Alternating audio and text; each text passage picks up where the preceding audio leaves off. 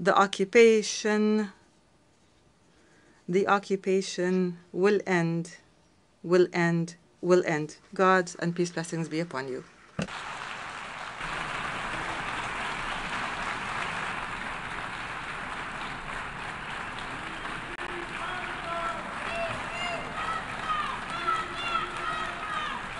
En nombre de la Asamblea.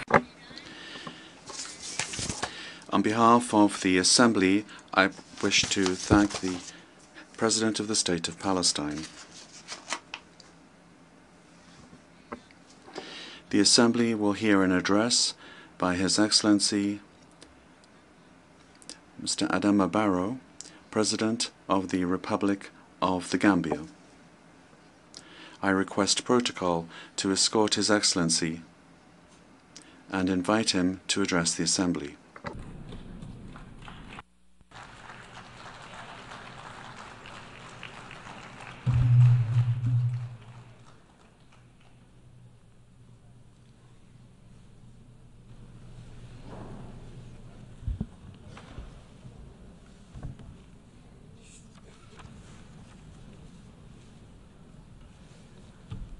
President of the 79th session of the UN General Assembly, Secretary General Mr. Antonio Guterres, Your Majesties and Excellencies, Heads of State and Government, Heads of Delegation, distinguished delegates, ladies and gentlemen, it is an honor for the Gambia to participate in the 79th session of the United Nations General Assembly and to engage in meaningful dialogue with global leaders and partners on the vision of shaping a more prosperous future for humankind. Your Excellency, Mr. President, allow me to express my heartfelt congratulations to you on your assuming the role of President for the 79th session. I similarly wish to register sincere gratitude to His Excellency Ambassador Denis Francis for his exemplary leadership and accomplishments during the 78th session. Mr. President, as we undertake to chart the future we envision, we welcome the initiative presented by Secretary General Guterres at the Summit of the Future under the theme Multilateral Solutions for a Better Tomorrow.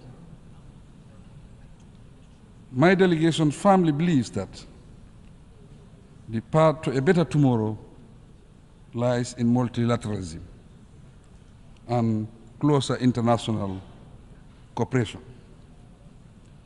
Through our collective responsibility and inclusive participation, we can decisively confront and overcome our challenges and bottlenecks. The high-level summit of the future has determined that human actions are largely responsible for the challenges we face today. Therefore, it is within our power to ably address the disasters that continuously trouble our nations. To succeed, however, the international community must recommit to implementing the resolutions of the Summit of the Future to tackle such critical global challenges as climate change, poverty, transitional crimes, and conflict. These incidents underscore the urgent need for comprehensive reforms within the United Nations system, particularly the UN Security Council, and the international financial institutions. We must equally strive for a more representative, just and inclusive United Nations to shape the world we so dearly want. Mr. President, the Gambia's perspective on the theme leaving no one behind, acting together for the advancement of peace, sustainable development, and human dignity for present and future generations, aligns closely with the principles and aspirations of Agenda 2030 for sustainable development. In accordance with the principles of the United Nations Charter, the theme serves as a crucial reminder to the international community of the need for solidarity and renewed commitment. With specific reference to the Gambia, the framework of the Sustainable Development Goals, SDGs, is central to our national agenda. And we are committed to ensuring that our development efforts are both sustainable and impactful. Like many least developed countries, LDCs, the Gambia faces huge challenges that pose serious threats to our survival as a nation, hence requiring collective international efforts to resolve. Consequently, the global community needs to assist the least developed countries, especially to address the burden of inequality, build more robust economies, and create policy space for economic growth.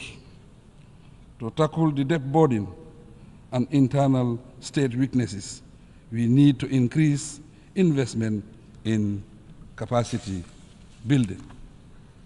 Also, we must jointly endeavor to bridge the digital divide and support technology transfer to advance development.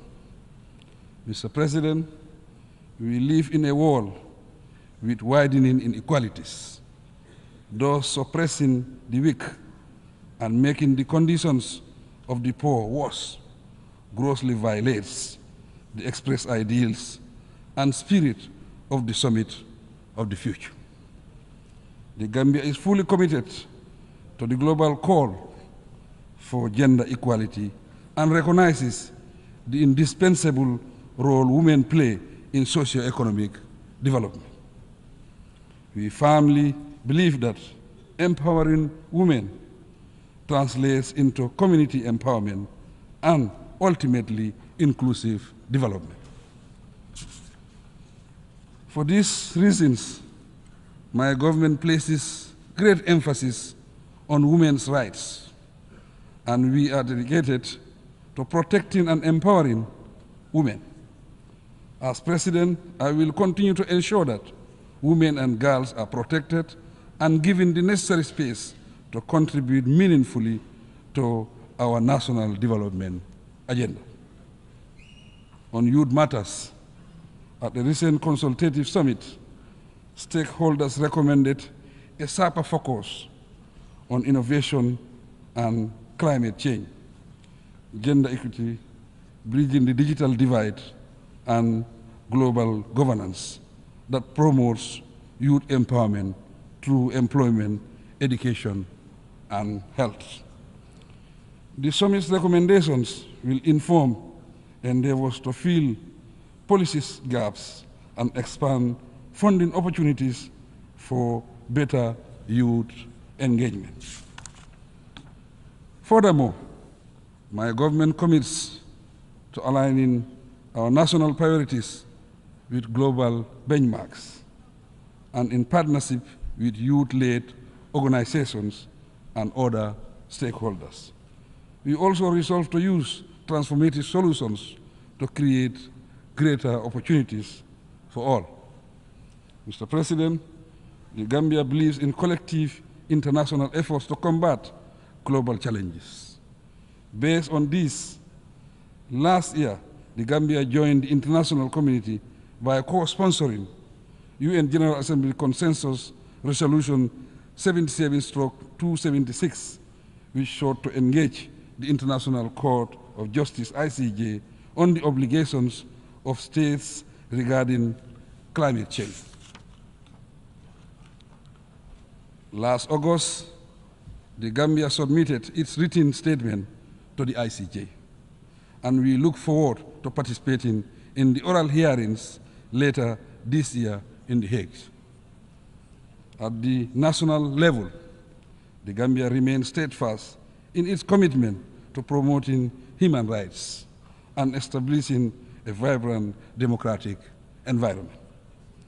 The establishment of a National Human Rights Commission and entrenchment of a free, independent, and impartial judiciary provide a solid framework and a sense of security for our citizens, thus ensuring they have a place to seek redress for injustice. I am happy to report that since 2017, the Gambia has neither recorded a single political prisoner, nor has any journalist or human rights activist been jailed in the Gambia.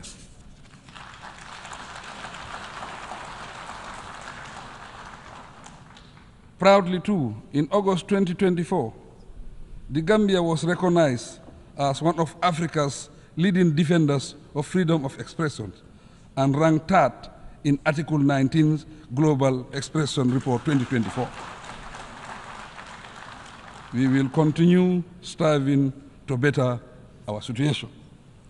Mr. President, as committed advocates of peace and security, respect for basic rights and freedoms, and the application of international law, we stand firmly against injustice, no matter where it occurs. No doubt, as a nation of peace, guided by democratic principles, we have learned valuable lessons to act upon and share. With the help of the international community, we are steadily taking steps to bring closure to the saga of the victims of dictatorship in our country. So far, we have successfully managed the transitional justice and reform processes.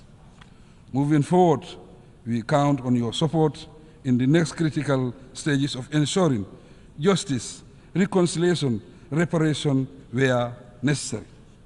The Gambia will continue advocating preventive approaches to peace building to avert future conflicts. Once again, I take this opportunity to express our appreciation of all the support the UN Peace Building Commission has been extending to us. Mr. President, the ongoing conflicts in Palestine, Sudan, the Sahel, Ukraine and Russia, the Democratic Republic of Congo, Libya, and other conflict zones demand the international community's immediate intervention. We must explore all diplomatic means to restore lasting peace worldwide and free all innocent people, particularly women and children, from the calamities of war. We call on the international community to prioritize support for the post-conflict reconstruction of Gaza and the improvement of economic conditions in the West.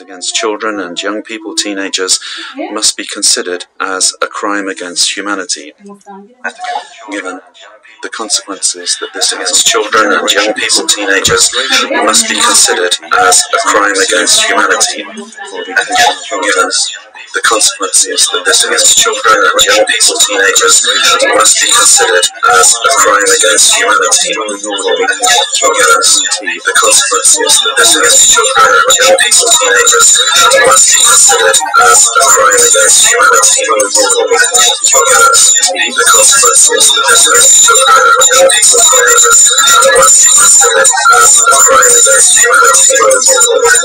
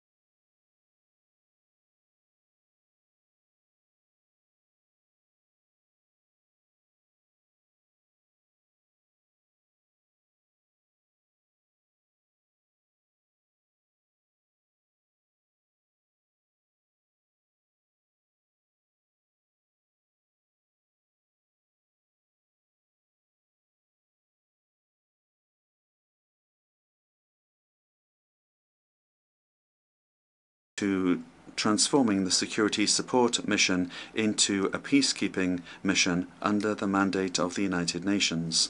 This transformation would make it possible not only to secure more stable funding and to extend the capacity of the mission, but also it would make it possible to strengthen the commitment of member states to security in Haiti. I am convinced that this change of status, whilst recognizing that the errors of the past cannot be repeated, would guarantee the full success of the mission in Haiti.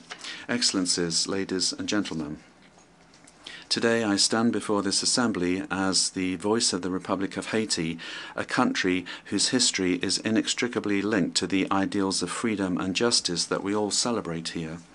But Haiti, the first independent black nation of the world, today is the greatest victim of a historical injustice which has not only delayed our development but has also saddled our people with a burden, the repercussions of which we still feel today. In 1825, just 21 years after having won its freedom at the cost of a heroic fight, Haiti was forced to pay a colossal debt to France, the colonizing country, in exchange for recognizing its independence. This ransom, imposed under threat, siphoned off resources of the young nation, plunging it into an infernal cycle of impoverishment, which it still struggles to overcome. This debt was a form of punishment for our audacity in throwing off the chains of slavery and raising up Haitians to claim their human dignity. It was an unjust penalty which asphyxiated the economic and social potential of the black people of Haiti for generations. In today's context, where more than ever Attention is being paid to efforts to restore without delay security and respond to the immense humanitarian needs in Haiti. I think it is important to draw the attention of this Assembly to the after effects of our colonial past and the ransom paid to certain powers that have largely mortgaged the development of Haiti. It is worth recalling that Haiti was the only country to have paid for its independence, obtained, however, through the fire and the sword. On the eve of the 200th anniversary of this unprecedented event in history, hasn't the time come for these amounts paid to be returned? In this regard, my country welcomes the proposals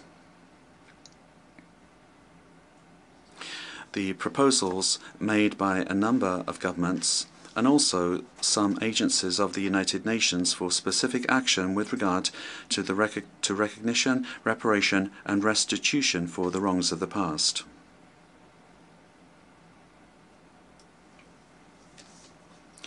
Haiti has absolute confidence in the United Nations organization, the pillars of which are the fight against inequality between peoples and the maintenance of peace between nations, that it will play its role in order to facilitate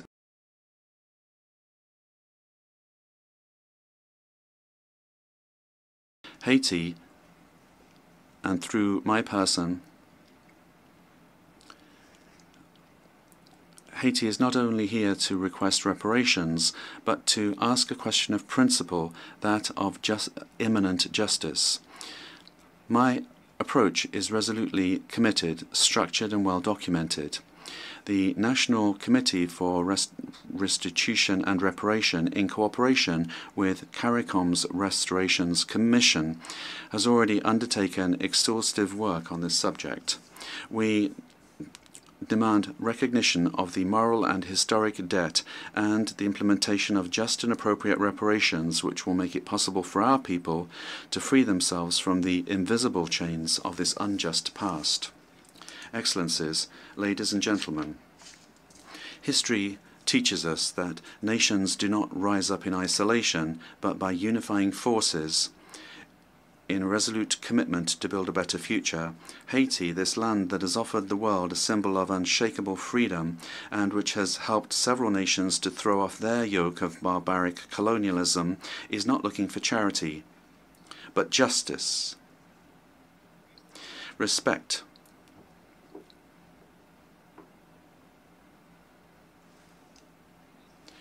respect for its dignity and its right to a dignified and prosperous existence. The challenges that we face today are certainly huge, but they are not insurmountable. They require of us all a shared vision, a profound sense of our common humanity and determination to turn crises into opportunities for renewal. Each nation, be they small or large, rich or vulnerable, has part of our collective future in their hands. It is in this interdependence that resides the genuine strength of multilateralism. May this general debate be the moment where we reaffirm our unfailing commitment towards peace, human dignity, and sustainable development, because what we do today will resound for centuries to come. History will judge the way that we have been able to respond to the challenges of our times, together in a spirit of solidarity and cooperation. We can and we must build a future where no people, no nation is left behind. Long live Haiti. Long live international cooperation. Tomorrow, another country. Tomorrow, another world.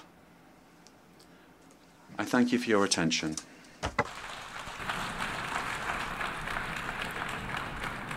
Je remercie.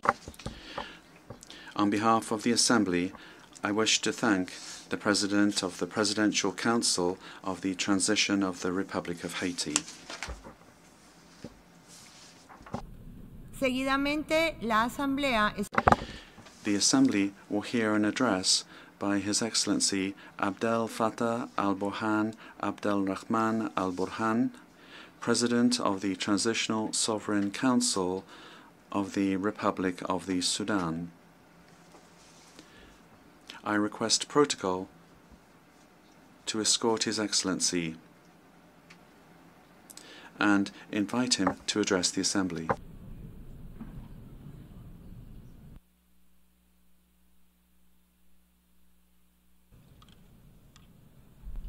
بسم الله الرحمن الرحيم سيد الرئيس. In the name of God, most merciful, most compassionate. Mr. President, Secretary General of the United Nations, Your Majesties, Your Highnesses, Your Excellencies, ladies and gentlemen, may the peace and blessings of God be upon you. I speak before you today on behalf of the people and the government of Sudan. I would like to congratulate the President of this 79th session of the General Assembly and his team. We wish you every success, especially in the face of various threats to peace and security, threats which endanger our organization and which undermine freedom, peace, and justice, leading to the violation of the law.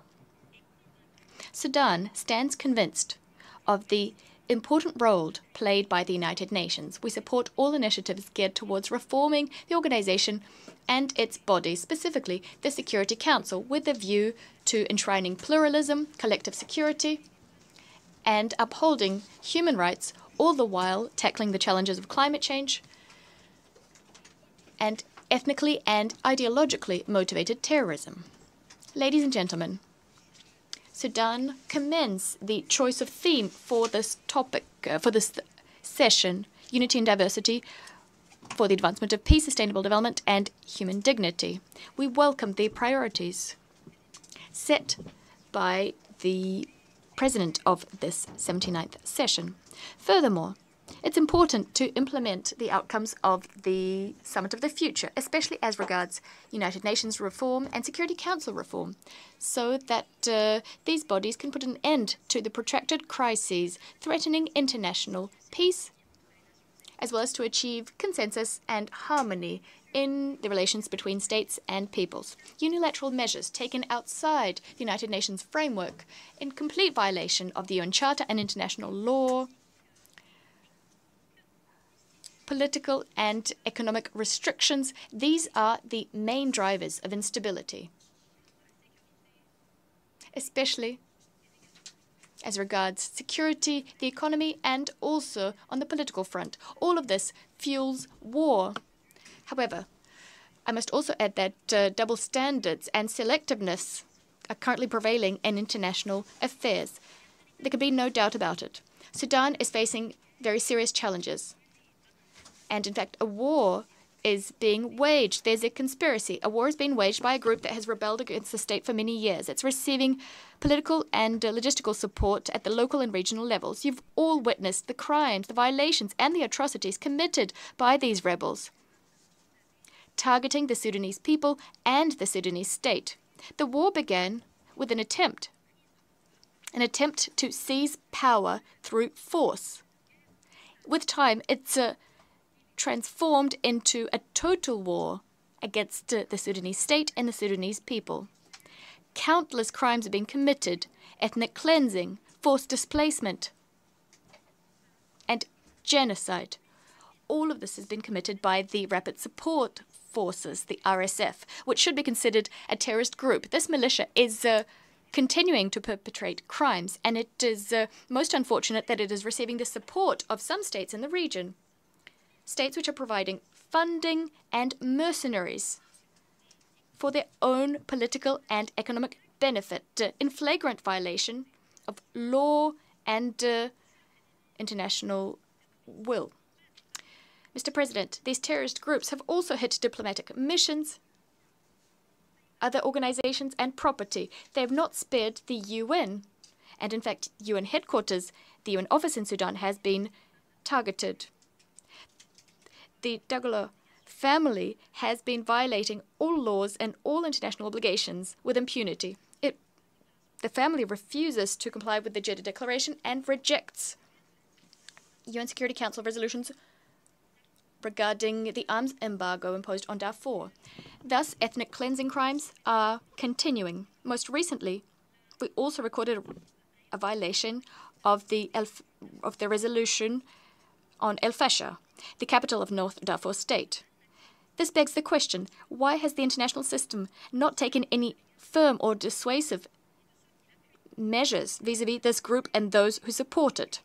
Despite everything that's been done, all the crimes, we witnessed crimes against humanity, war crimes, despite their refusal to implement Security Council resolutions and decisions adopted by regional organizations, all the more reason to call for Security Council reform to avoid this policy of impunity and double standards becoming key characteristics of this organization. Ladies and gentlemen, this devastating aggression being waged by the RSF with the support of states in the region providing funding and mercenaries as well as weapons to the RSF have resulted in deaths of dozens of thousands of Sudanese and the displacement of many millions more. Sudanese people have been forced to leave their lands, their motherland, to evade these armed groups. They've taken refuge in various regions. Millions more Sudanese are living in peace today in other parts of the country. Systematic attacks committed by the militia are contributing to the suffering of our compatriots. As a result, we've been seeking a peaceful solution to the situation, and the Jeddah Declaration, dated May 2023, should have been enough to put an end to this war. And yet, regional political players who are in favor of the war have a different take on the situation. This has resulted in the situation we have on our hands today. As a result, and so as to alleviate the suffering of our fellow Sudanese and to facilitate the delivery of humanitarian assistance, we've opened our borders and airports. We've lifted all impediments to this aid being delivered. Mr. President, ladies and gentlemen, the Sudanese government is steadfastly committed to facilitating humanitarian assistance, protecting humanitarian convoys and personnel, as well as medical personnel.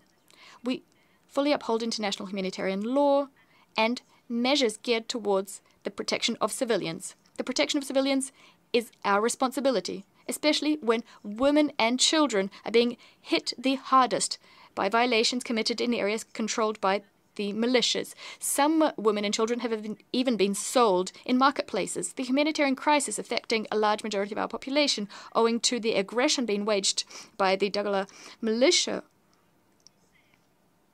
require us to act in concert with one another. It's necessary to provide assistance to millions of displaced persons and refugees. On our side, we're doing everything within our power so as to ensure that aid is delivered to those who need it most. We would like to thank all neighboring states who've welcomed displaced persons and refugees. We thank organizations providing assistance to the Sudanese people as well. President, we face a very tall challenge. This organization must shoulder its responsibility, specifically so as to protect developing countries in the face of the avarice of some other states who would like to control our people's riches through the use of force, and specifically through the use of money. We hope that the will of our people will prevail. Numerous crises, including the one underway in Sudan, are the product of a policy of double standards, as well as political approaches based on exerting power, economic blackmail, and the fact that the organization has not managed to deter those who defy the will of their people and of nations, threatening international peace and security. Mr. President, today we have a marketplace of initiatives. Some of these initiatives serve narrow interests, and the corrosive effects of this are patently obvious. In our countries, artificial conflicts are growing in number. For this reason, we need national ownership, this particular principle, and that's why since the start of the crisis, we've done everything we could to put an end to this war and to spare our country from the destruction being waged by the Dagalo militia, attacking the Sudanese people. Thus, we contributed to various constructive initiatives. And we still harbor hopes of ending this conflict so as to guarantee the dignity of the Sudanese people and the sovereignty of our state. We are hoping to ensure that the conflict will not be resumed and conflicts will end. The path towards an end to this conflict is clear in our view. First and foremost, we need to put an end to the hostilities. The militias must withdraw from all of the areas they currently occupy and from which people have been displaced. They must lay down their weapons so that people can go back to their homes and so that assistance can be delivered. This will also facilitate the reopening of roads, airports, and the resumption of production. Second, this end to hostilities must be accompanied with a comprehensive political process so that we can see through the political transition, avoiding the resumption of war and potential coups d'etats.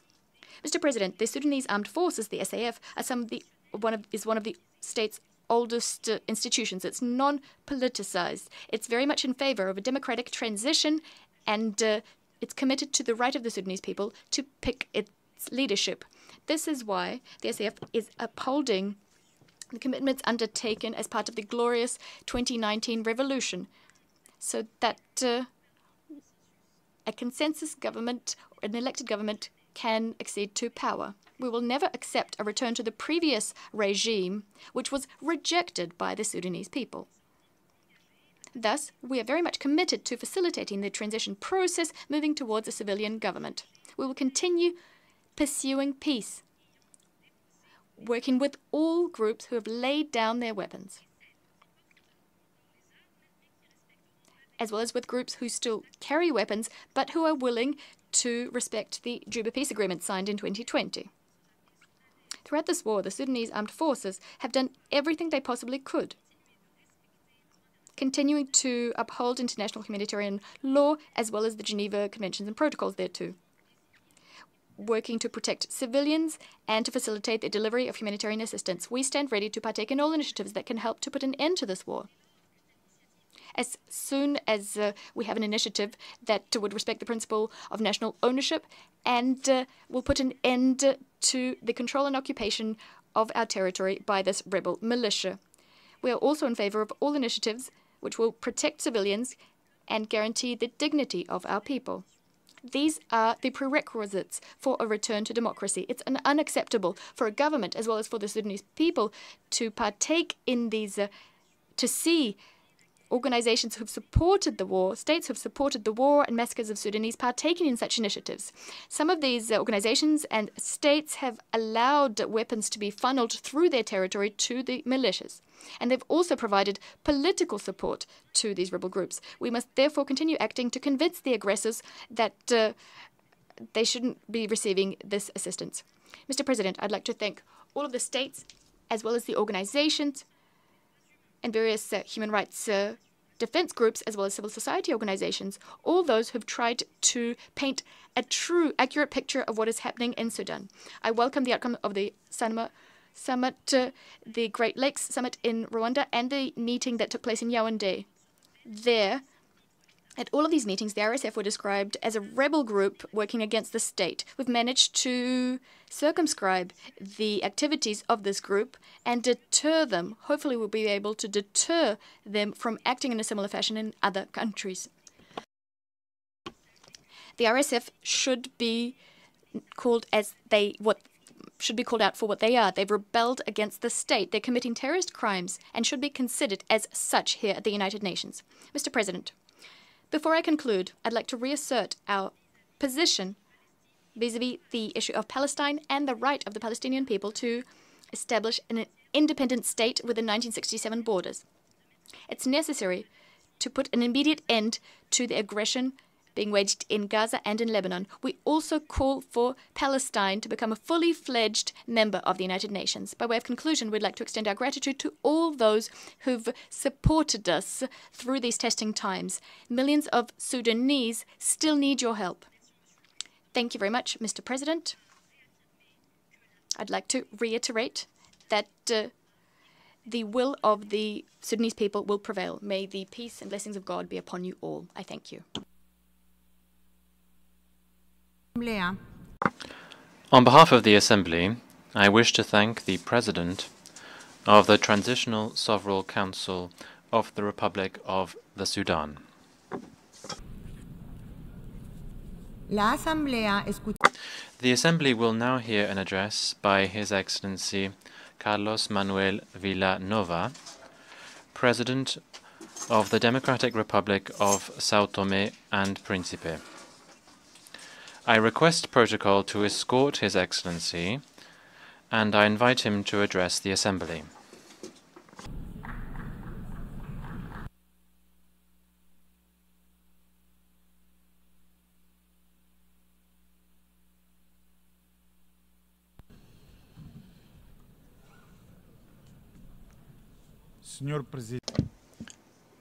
Mr. President of the General Assembly of the United Nations, distinguished head of state and government, distinguished delegates, ladies and gentlemen.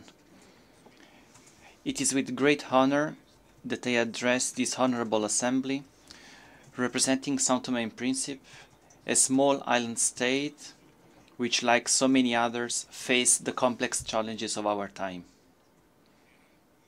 On behalf of the people of São Tomé and Príncipe, I would like to congratulate you, Mr. President, and I would also like to extend to the Secretary General, Antonio Guterres, our warmest congratulations. Excellencies,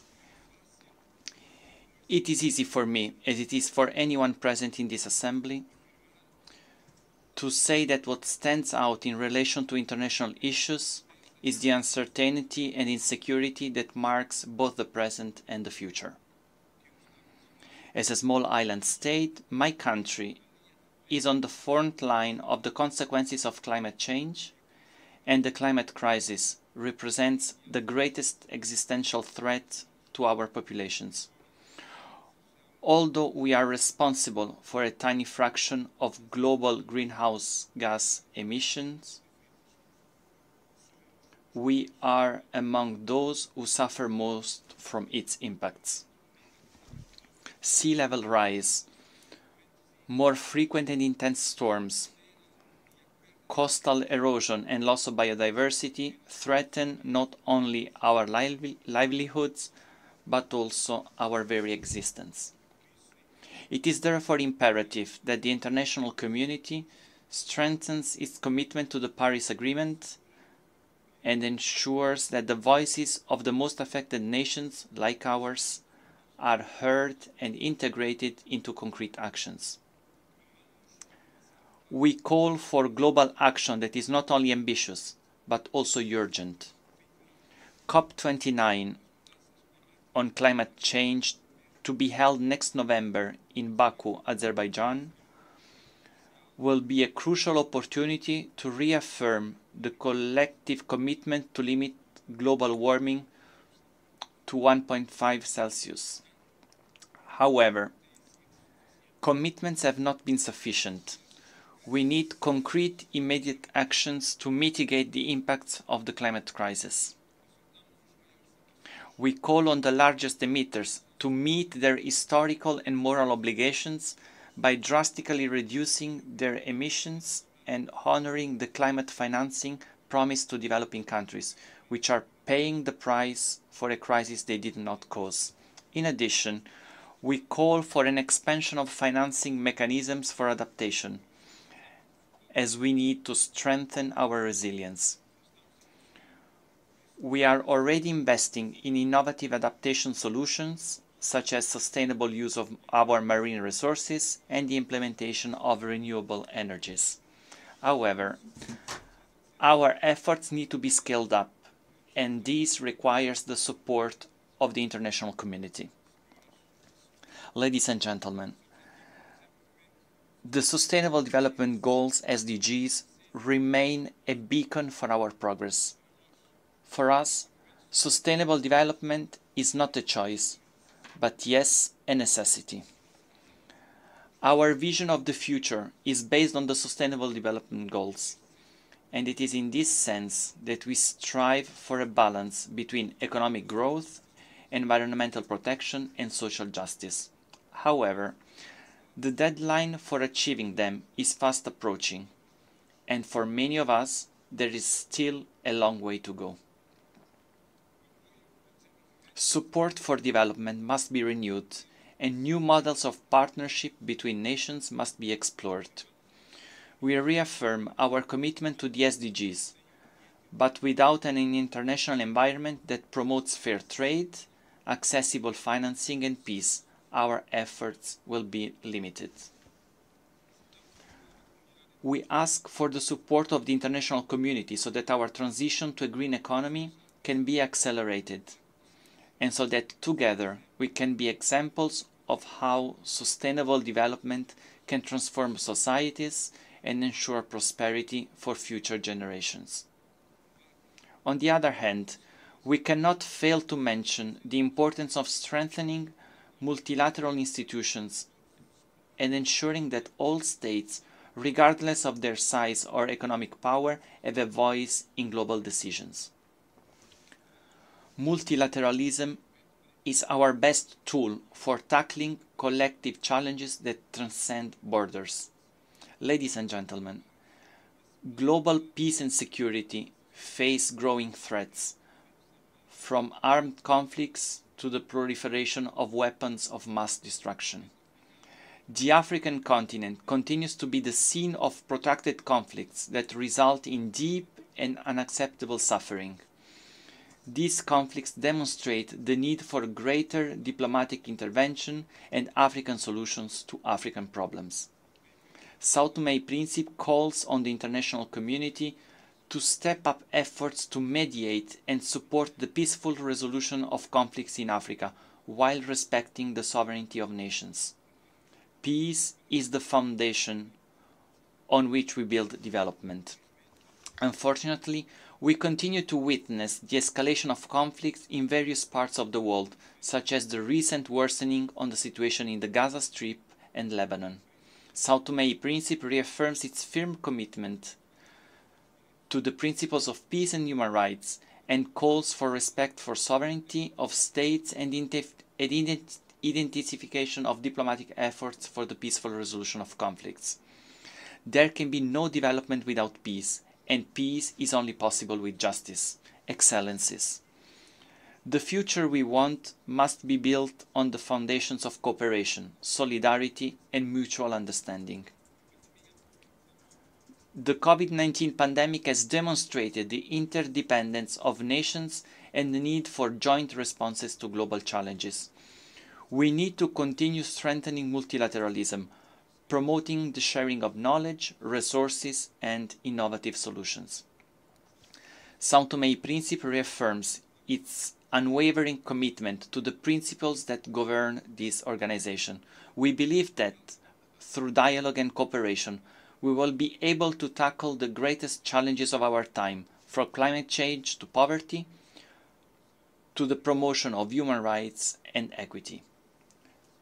Ladies and gentlemen, the United Nations celebrate this year 79 years of existence. This is a lifetime that gives the UN a special status.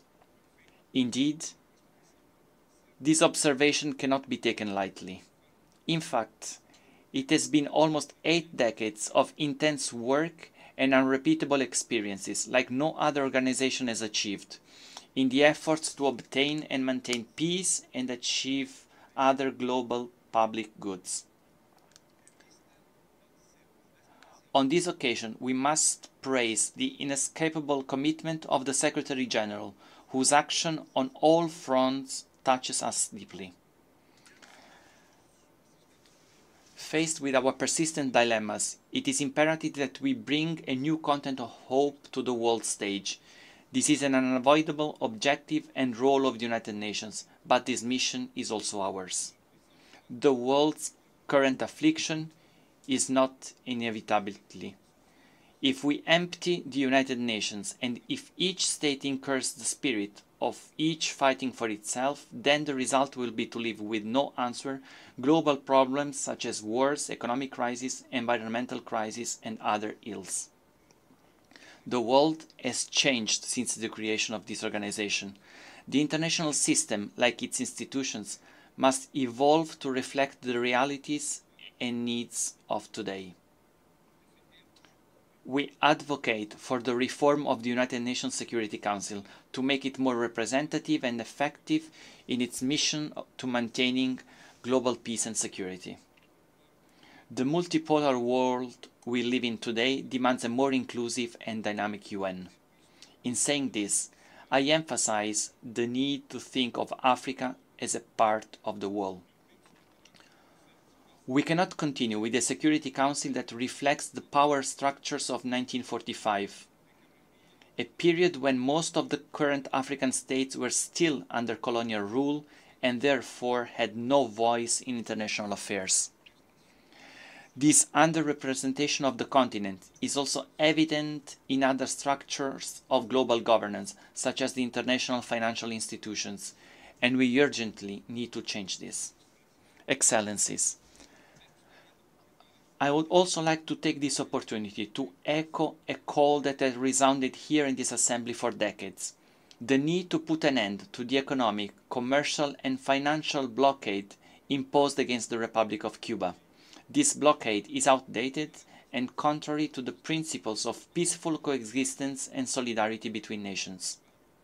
The Cuban people have shown resilience, but it is time for the international community, in particular the United Nations, to intensify its efforts to correct this injustice in the name of peace and human dignity.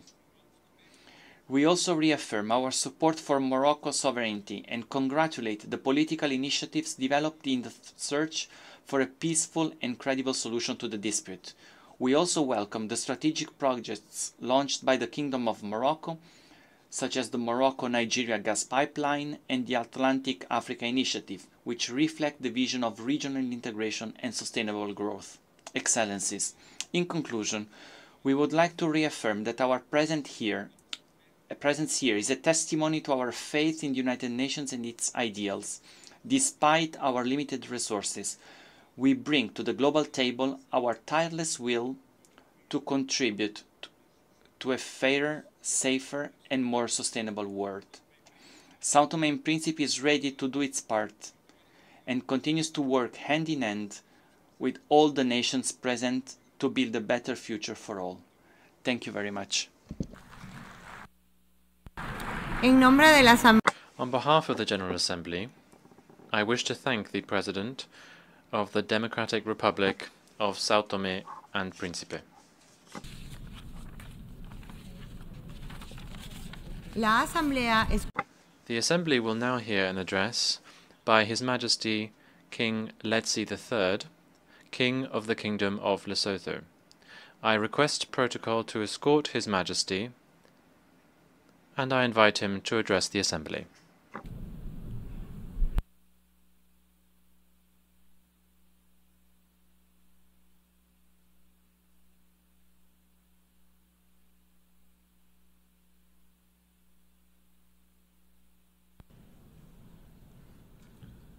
Your Excellency, the President of the 79th session of the General Assembly, Your Excellencies, Heads of State and Government, Your Excellency Mr. Antonio Guterres, the Secretary General of the United Nations, distinguished delegates, ladies and gentlemen.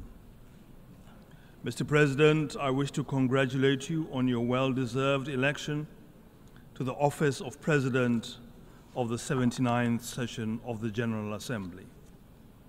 I am confident that with your vast experience and wealth of knowledge, you will successfully guide the Assembly to live up to its commitments. I therefore assure you of my delegation's full support and cooperation in all your endeavors.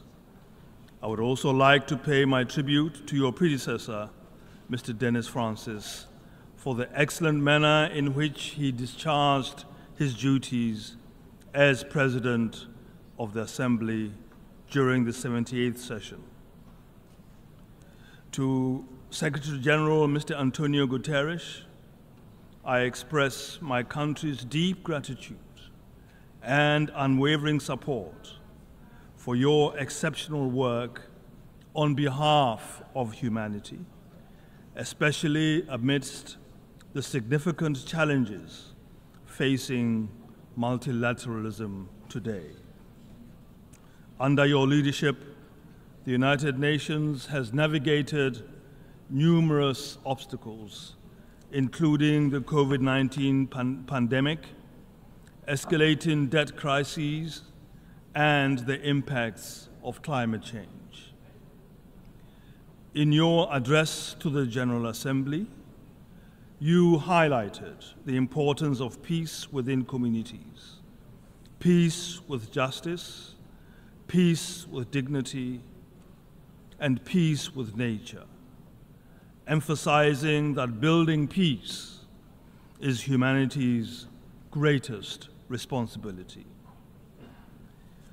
The UN was founded on the belief that nations can and should live together in peace and work with each other to resolve conflicts peacefully for the betterment of our lives.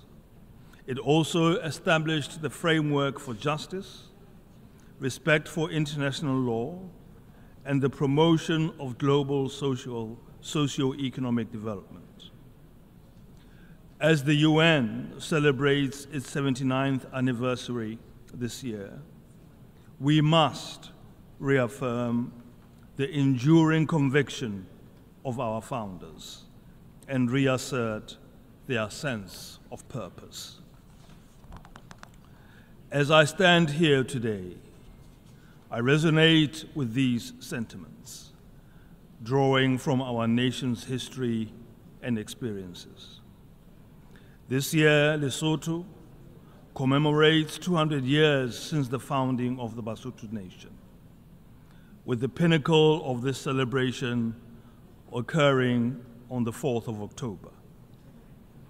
What, then, can we, as a smaller nation, contribute to the global discourse on peace? Mr. President, Lesotho was founded on the principle of peace, kgotso. Our founder, Morena Moshoeshoe I, cherished peace as one of his core values. Writers and researchers have described him as, and I quote, "no common man," as someone who stands out clear in the light, original, able, enlightened, and upright. His humanity, his mildness, his love of peace and justice, his horror of war, his forbearance under extreme provocation are conspicuous upon every occasion. End of quote. These are qualities that have inspired us as Basotho. Morena Moshoeshoe I was able to bring together different tribal groups, avert conflicts, and negotiate lasting peace that to this day we strive to maintain.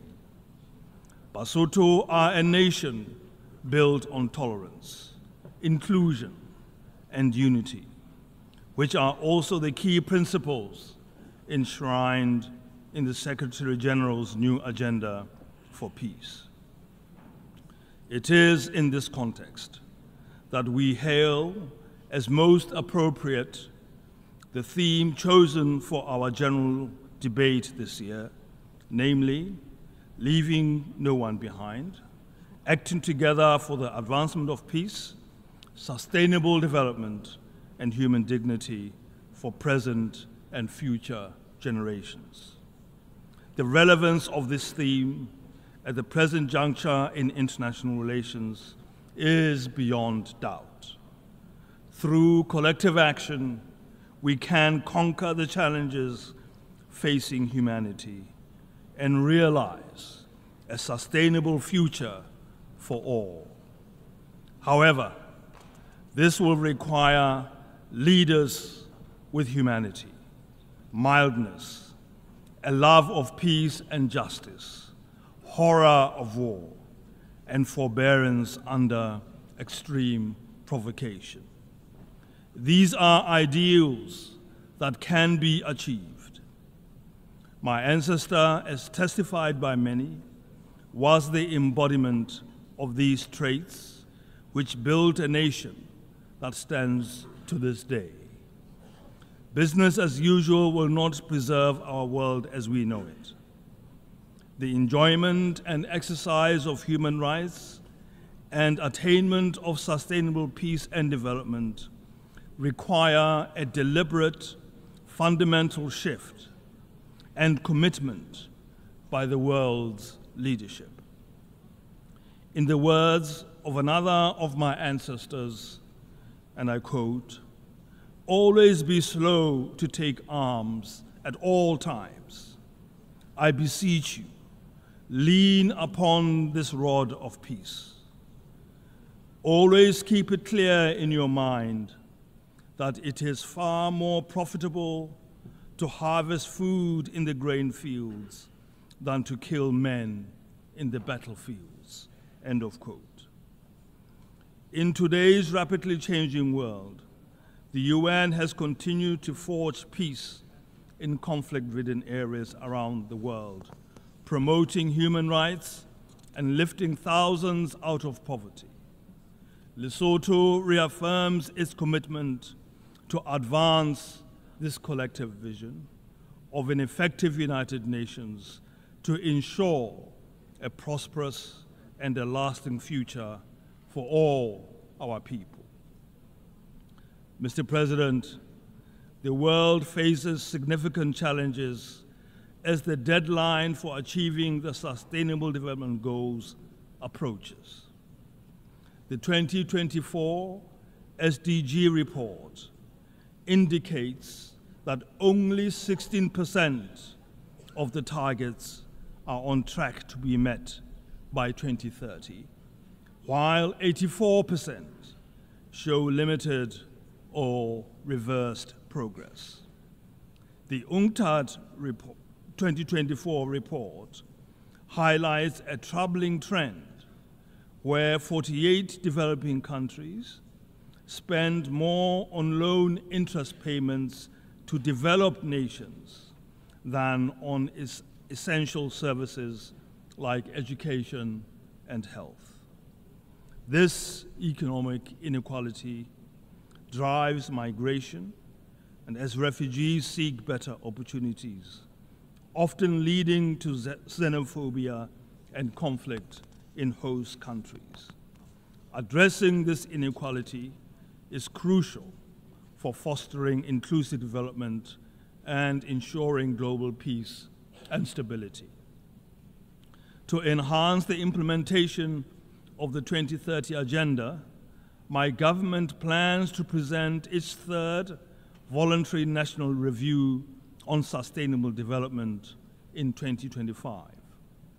Achieving this goal requires stronger partnerships and increased financial support, particularly for vulnerable countries that are both least developed and landlocked. The current crises of hunger, poverty, disease, and climate change threaten to reverse the progress made over the last century. In Lesotho, climate change exacerbates environmental degradation, impacting agriculture, water resources, and energy supplies, leading to food shortages, which have compelled our government to declare a state of emergency in food security.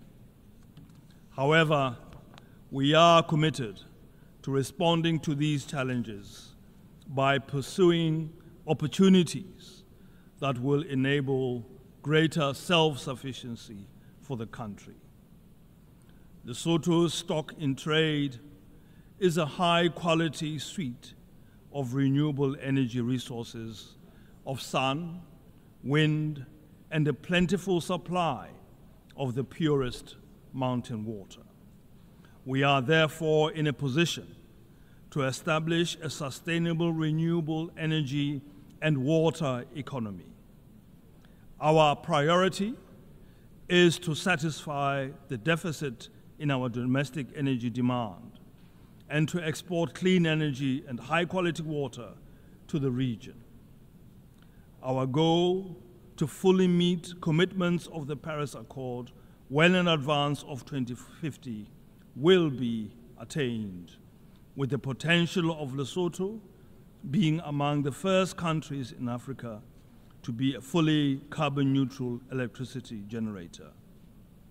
We seek our own opportunity to navigate our own way in this complex world. Mr. President, it is essential to restore dignity and hope for women, youth, and marginalized communities who continue to experience a disproportionate level of vulnerabilities and disadvantages. Gender equality and the protection of women and girls from violence are fundamental human rights that must be prioritized. The government of Lesotho has implemented policies and laws to address these issues in line with regional and international commitments. Additionally, we continue to combat diseases like HIV/AIDS, achieving significant progress with 95% of those living with HIV knowing their status, 94% receiving treatment, and 98% of those on treatment virally suppressed. Since 2010, we have successfully reduced new HIV infections by 74%, demonstrating our commitment to public health and social equity. Mr. President, global peace and security are under threat from terrorism, illicit arms flows, organized crime, cybercrime, and financial crimes, hindering progress towards sustainable peace. This worrying state of affairs demands collective and resolute action to protect global peace, security, and stability for the benefit of all humanity. Mediation has proven effective in saving lives, minimizing resource costs, and preventing infrastructure destruction while facilitating reconciliation between opposing parties. Despite the UN's focus on peaceful dispute resolution, political tensions among member states have limited its mediation efforts. It is therefore essential for the UN Security Council to take a proactive leading role in the mediation of disputes. To achieve this, the Council must adopt a multilateral approach, as we believe this is the only way to ensure transparency, impartiality, and a sense of ownership of the mediation process by the wider UN membership. For this reason, we warmly welcome the Secretary General's new agenda for peace, which emphasizes the urgent need to rebuild mechanisms for managing disputes and enhancing trust among member states and regional frameworks. Mr. President, respecting and upholding human rights is a fundamental obligation of all states as outlined in the United Nations Charter. Self-determination and independence are essential rights that should be accessible to all people.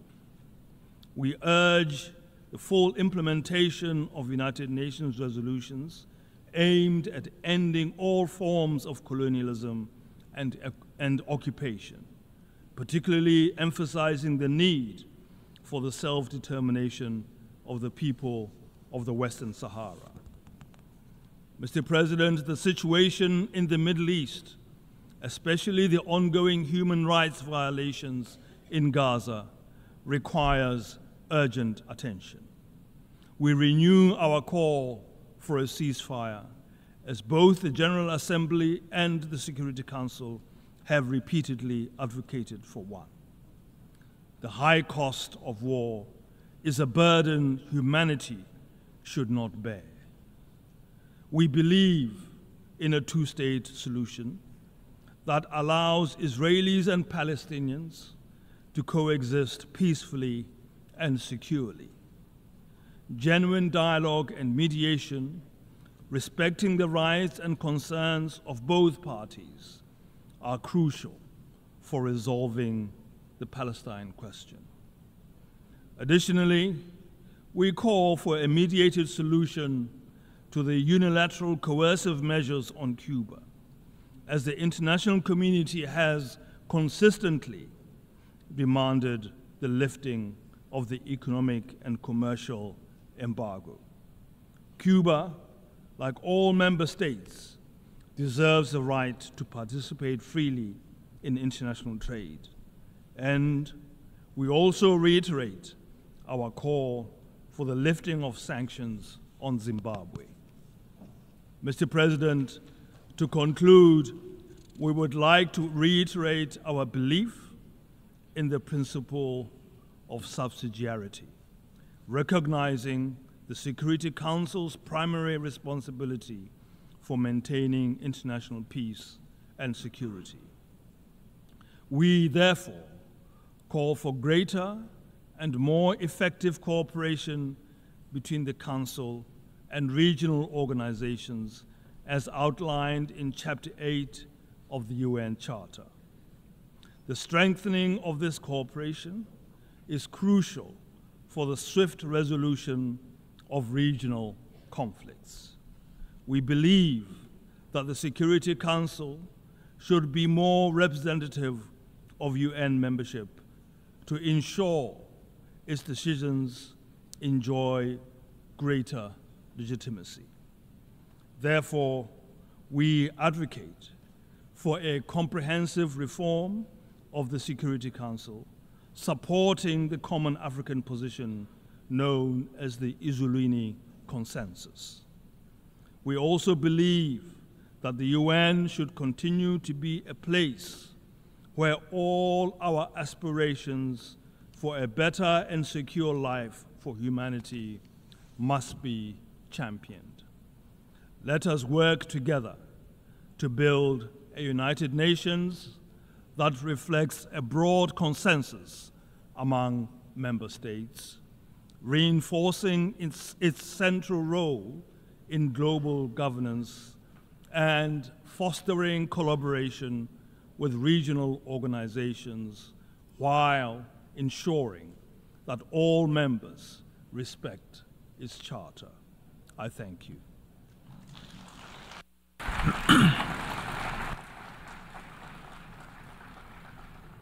On behalf of the Assembly, I wish to thank the King of the Kingdom of Lesotho.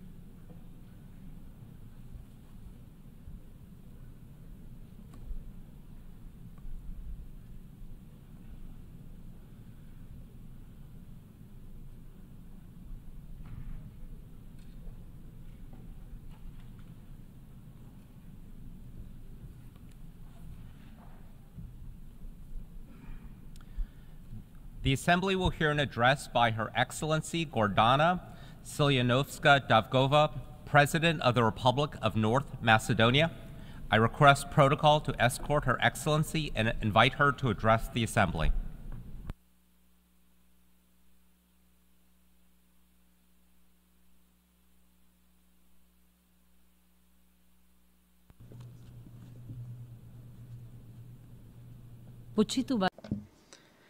Distinguished President of the United Nations General Assembly, esteemed Excellencies, ladies and gentlemen. Those more familiar with the Macedonian case know about the Scylla and the Charybdis that my homeland the small Balkan state has passed through and is still passing through. Although indirectly, as one of the 6 constituent Yugoslav republics, we participated in the creation of the United Nations, yet, upon its admission to the United Nations in 1993, we faced a great injustice. Namely, the country was admitted under the temporary reference, the former Yugoslav Republic of Macedonia, along with the additional condition, I quote, to negotiate until a final solution to the name issue is found, end of quote. In 2018, we ratified and signed the Prespa Agreement, a process that was followed by an unsuccessful referendum and constitutional changes, following which the Republic of Macedonia legally and formally became the Republic of North Macedonia. As a professor of constitutional law and as a former member of the Venice Commission, I do know that what is legal is not always just and legitimate, because in the case of my country, it was not acted in accordance with international and national law, namely, the right to self-determination of every nation guaranteed by the UN Charter and the Constitution of the then Federal Yugoslavia from 1974 was forgotten. The line that divides what is legal from what is just is sometimes merely a crack, but other times it is a profound gap and even an abyss. That gap, that abyss, most often and most severely affects the small nations and states, which are the first victims of the clash between force and justice, because this can be an insurmountable obstacle to realizing the right to progress. Of course, the new name is indeed a formal and legal reality, and my country, the Republic of North Macedonia, as a responsible member state of the United Nations and of NATO, is fulfilling its international obligations. Still, the EU membership for which all of this was done not only did not come true, but the Macedonian citizens are now facing a repeated final condition for another constitutional amendment, but now not for membership, but for the start of negotiations, and this for the 2nd time. To us, membership in the European Union after 20 years of negotiations and 16 positive European Commission reports resembles Mr. Godot, because we have been waiting for him since 2005, always encouraged by international representatives with the refrain, just this one condition more, just this one concession more, just this one constitutional amendment more. Thus, we became a sui generis state with 36 constitutional amendments in 30 years, anchored in the geopolitical region called the Western Balkans. As a peace-loving country, committed to good neighborliness and regional cooperation, we expect understanding and cooperation from our neighbors without the threat of a veto. Because if there is a veto, there is often no justice. The veto has turned into an instrument for bilateralization of European integration, or in other words, its stagnation. In conditions of conflict on the European soil, the stagnation of the European integration not only demotivates Macedonian citizens and slows down reforms, but it also destabilizes the region of Southeast Europe, leaving room for penetration of malignant imperial and great power influences. Enlargement must be tied to the meritocratic Copenhagen criteria, and it must be freed from the veto linked to the attempt to revise history and to disrespect national and cultural identity. From our European and strategic partners, we expect understanding and fair and just unblocking of the process of negotiations for membership in the European Union, rejecting double standards and respecting our own principles and values embedded in the fundamental constitutional documents. The European reunification is like an unfinished symphony without us. The European Union is not only a political system, it is also a political philosophy in which the largest number of Macedonian and Balkan political actors and citizens do believe. Integration is a powerful motive and a key driving force for democratic development. The full integration of the Balkans into the EU will put an end to the endless redrawing of borders and so-called Balkanization as a phenomenon. However, and of course, the Balkan states must behave in compliance with the European standards by regionally connecting and cooperating. The experience is valuable, and the help of the countries of the region that have become part of the EU already is precious. Same goes for those that are on the European path. We must learn to support each other, as was the case with the COVID pandemics, floods, and fires, instead of blocking each other on our European journey. Homo Balkanicus can become Homo Europicus whenever he wants. Esteemed Excellencies, the line that divides the legal from the just is not only intertwined in the Macedonian case, but also in almost all issues that are on the United Nations agenda, including those covered by the topic of this year's general debate, leaving no one behind and acting together for the advancement of peace, sustainable development, and human dignity for present and future generations. We are faced with some big questions. Let me start with the most important one: peace. Is a just peace possible when we are faced with more and more wars and flagrant violations of the Charter of the United Nations? Is a just peace possible with the deepening militarization of politics and the new arms race? Is human dignity possible in an environment of double standards, when human life is not equally valued and when the sufferings of innocent victims in conflicts are not treated equally? How can we achieve a fair and just development plunged into the race for profit at the expense of the nations and of the planet, when global public resources are sacrificed, marginalized, stuck at the periphery, forgotten in national and corporate policies and actions?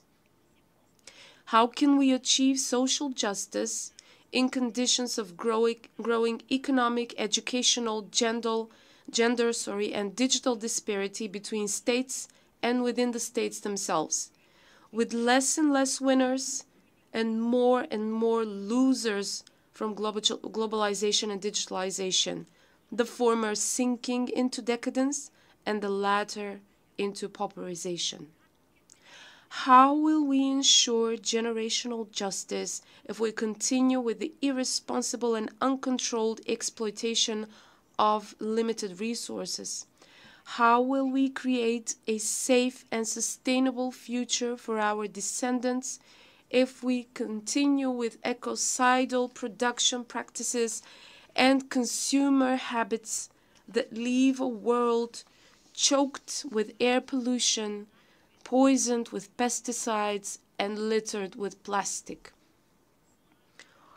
With the alarming level of greenhouse gas emissions that are rapidly leading to climate change with catastrophic consequences, can we even talk about responsibility, or should we start thinking about survival or our ability to live? The main problem is that all those injustices are systemic, which means that if they are not legalized, then they are tacitly tolerated. What is legal, unfortunately, is not always just and moral, if I may say this once again. Why is this so? In the most famous dialogue about power and justice, Thucydides recalls that justice is a word that has value in disputes between men only when both sides are of equal strength. In other cases, the strong do what they can and the weak what they must. However, the United Nations exist to ennoble this cruel Thucydidean world by securing legal equality among nations, taming the power of the great, and protecting the smaller nations. This legal equality is a prerequisite for achieving the highest goals of the United Nations: peace and security, human rights, and sustainable development. The United Nations exist to bridge, or at least to narrow, the gap between the legal and the just.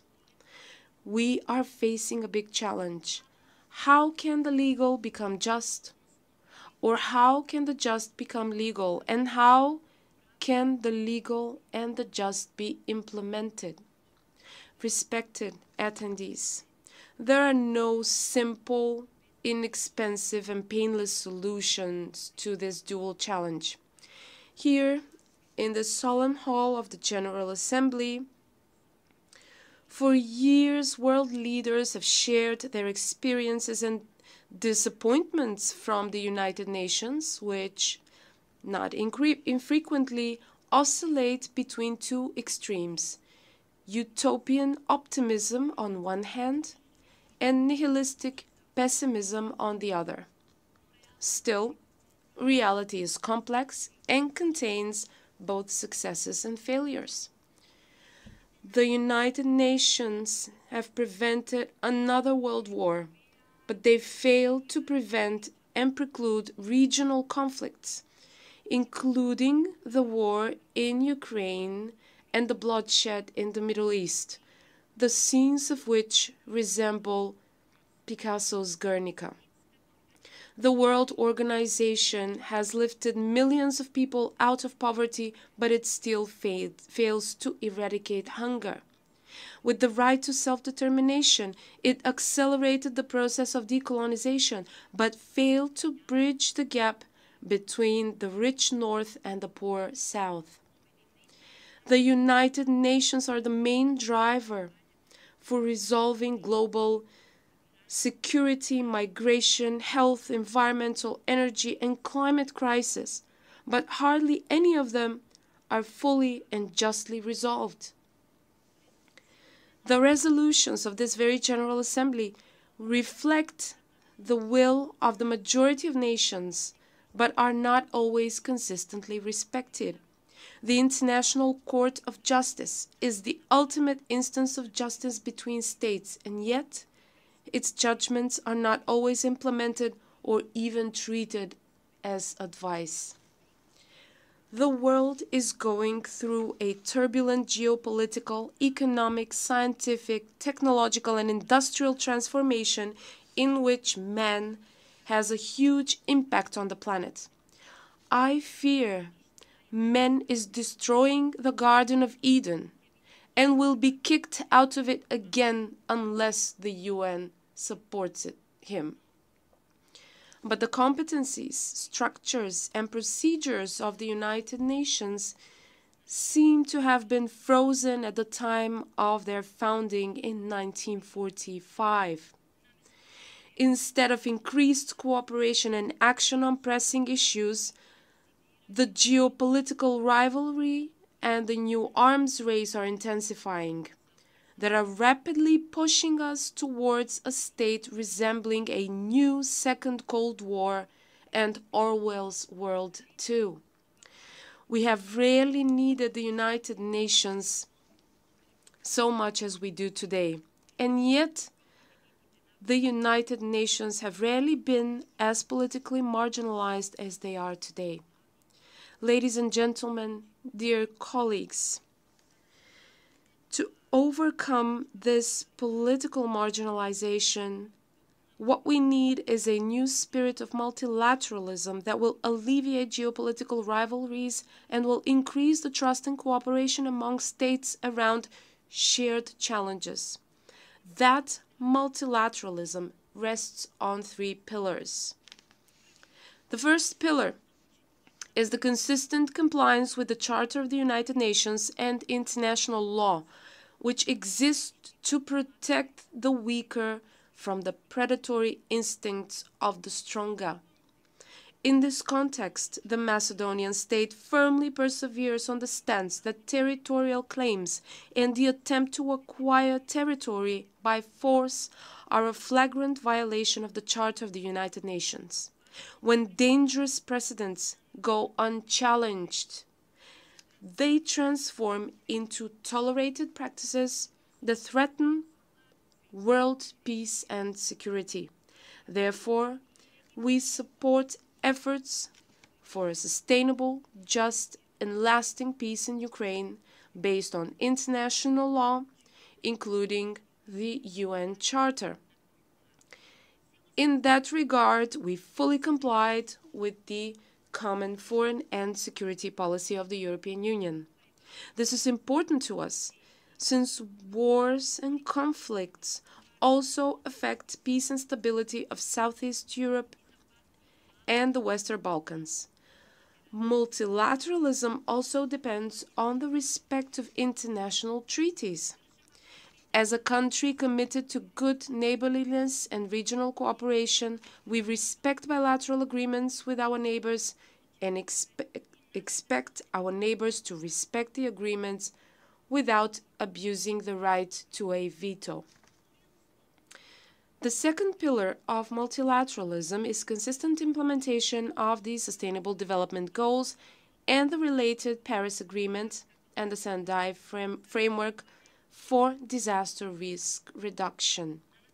At national level, with the support of the United Nations and its agencies, we are incorporating the 2030 Agenda into our long-term development strategies, policies, and laws.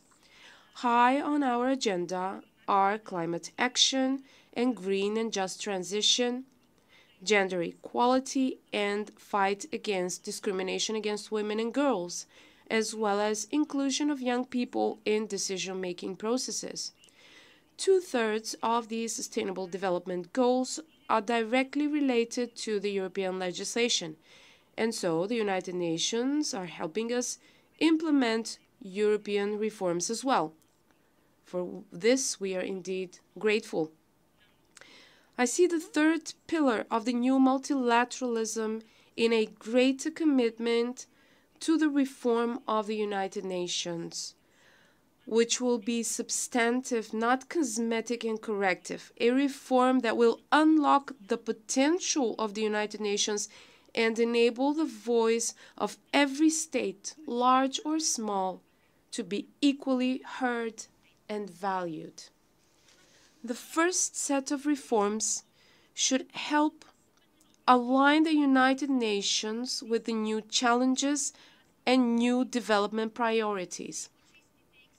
The more frequent extreme weather phenomena caused by climate change are just a prelude to what kind of future awaits us and our descendants if humanity's attitude towards nature and the planet does not fundamentally change. We need a new social contract, as per Rousseau, but also a natural contract, as per Michel Serra, based on which we will treat nature as a partner. The second set of reforms would cover the structures and procedures of the United Nations, starting with the voting rules, through financing, up to the autonomy of the Secretary General. As I said, If there is a veto, there is often no justice. It is an undisputable fact that the right to a veto is legal, but the question is, how just is it? If and when it is used to paralyze processes on which the attainment of the goals of the Charter and the expectations of the people of the world depend.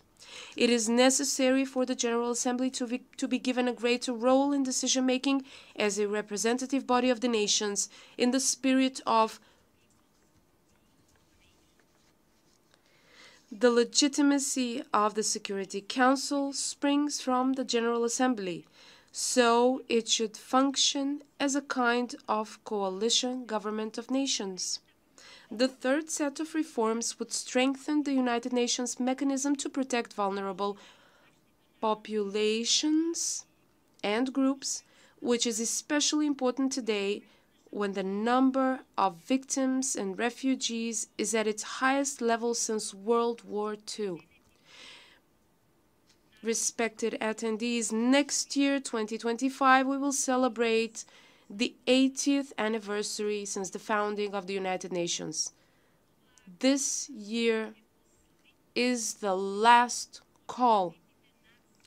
The United Nations will either become an engine that moves the world towards a more humane, a more just and sustainable order based on inclusive and accountable governance, or it will be reduced to a passive bureaucratic structure completely dependent on the main actors in the geopolitical processes and relations. Only a fundamentally reformed United Nations can bridge the gap between the legal and the just, and thus contribute to a truly transformed world in which no one will be left behind and forgotten.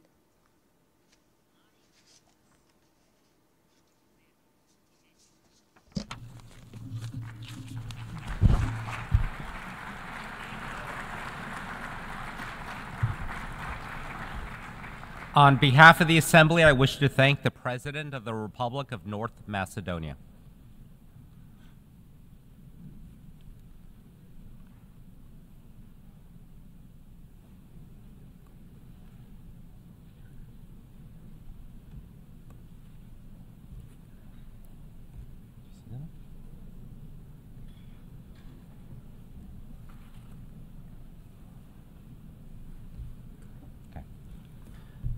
The Assembly will hear an address by His Excellency Luis Lacalle Pou, President of the Eastern Republic of Uruguay. I request protocol to escort His Excellency and invite him to address the Assembly.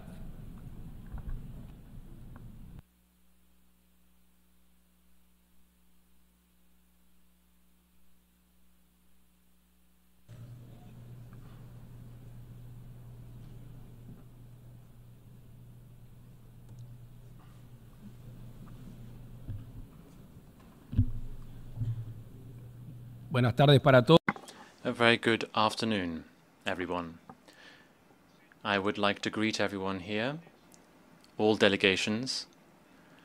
Today is my last speech here as President to this Assembly, and I would like to take this opportunity to greet everyone here,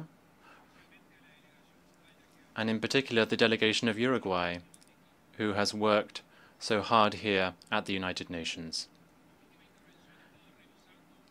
As is my last statement, I was looking over the previous statements I had delivered, and in these previous statements there was a common thread.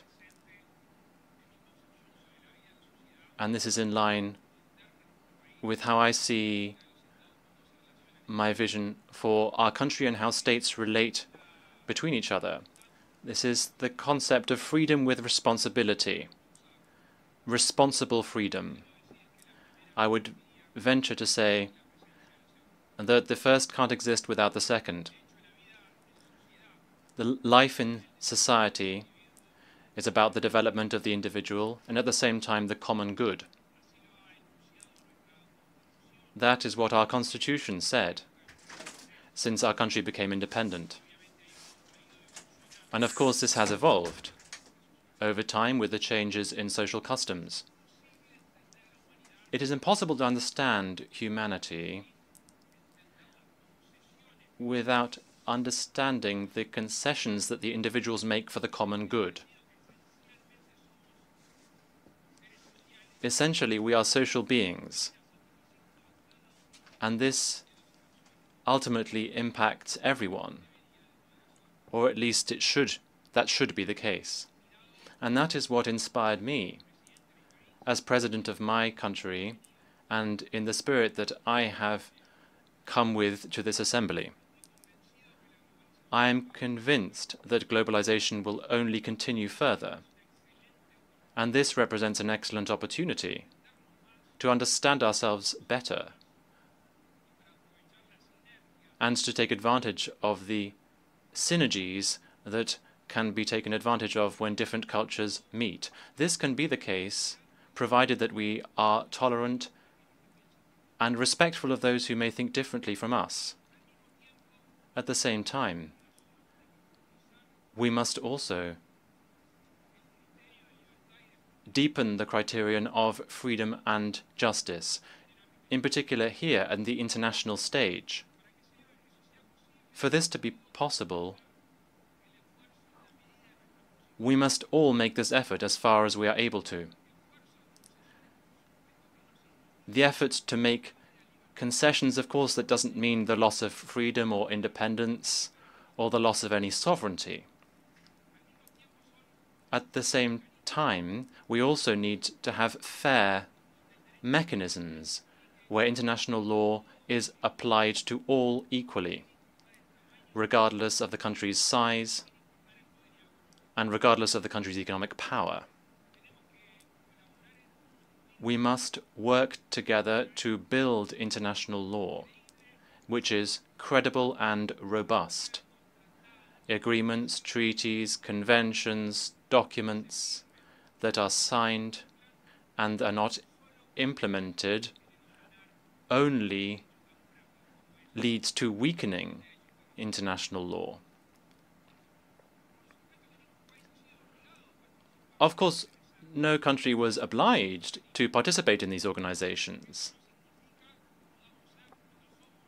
That means that we can be, and we are, critical of how the organizations work in some ways. But what's the other option? It would be to isolate oneself in this interconnected world.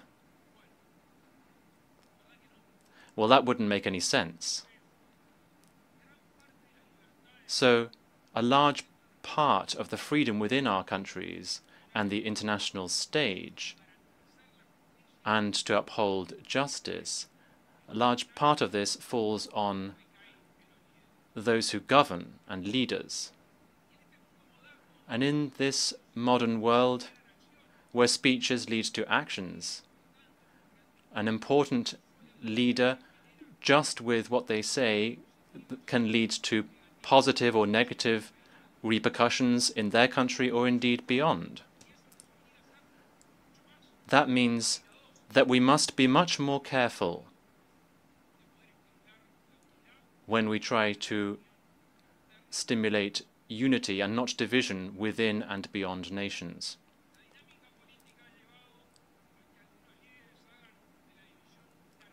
Politics has meant that some leaders have used division as a tool to reach power and to stay in power.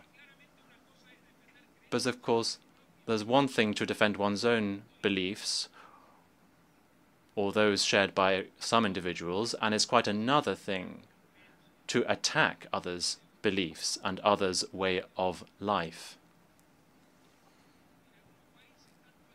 In some countries, formal democracy in terms of elections, constitutions, and laws, such as the material, which is the material democracy that citizens experience on a daily basis. Sometimes, when that is weakened, that means that people's freedom can be affected. And I cannot ignore to mention what is happening in Venezuela. among other things because this isn't a new position that we are taking. Fortunately, we have always been far from this authoritarian regime, this intolerant regime, which has attacked freedom and the common good. We all know what has been going on for quite a while in that country. And many governments and many global leaders have turned a blind eye.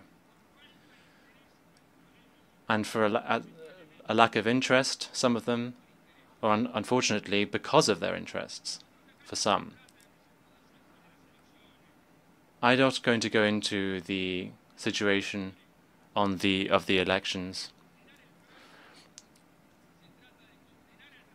Ultimately, one has to call out the regime and the situation of the elections, and not just the distorted electoral process. This also has to be done in terms of the political persecution that is going on and the violations of human rights and arbitrary detentions. I know that many heads of state and government have spoken about this. It seems to me that now is the time to act. We need to act for Venezuela and for the Venezuelan people. And also, if the international community tolerates these attitudes, then we'll just wait to see what the next country would be that would be subjected to a similar fate as the Venezuelans are.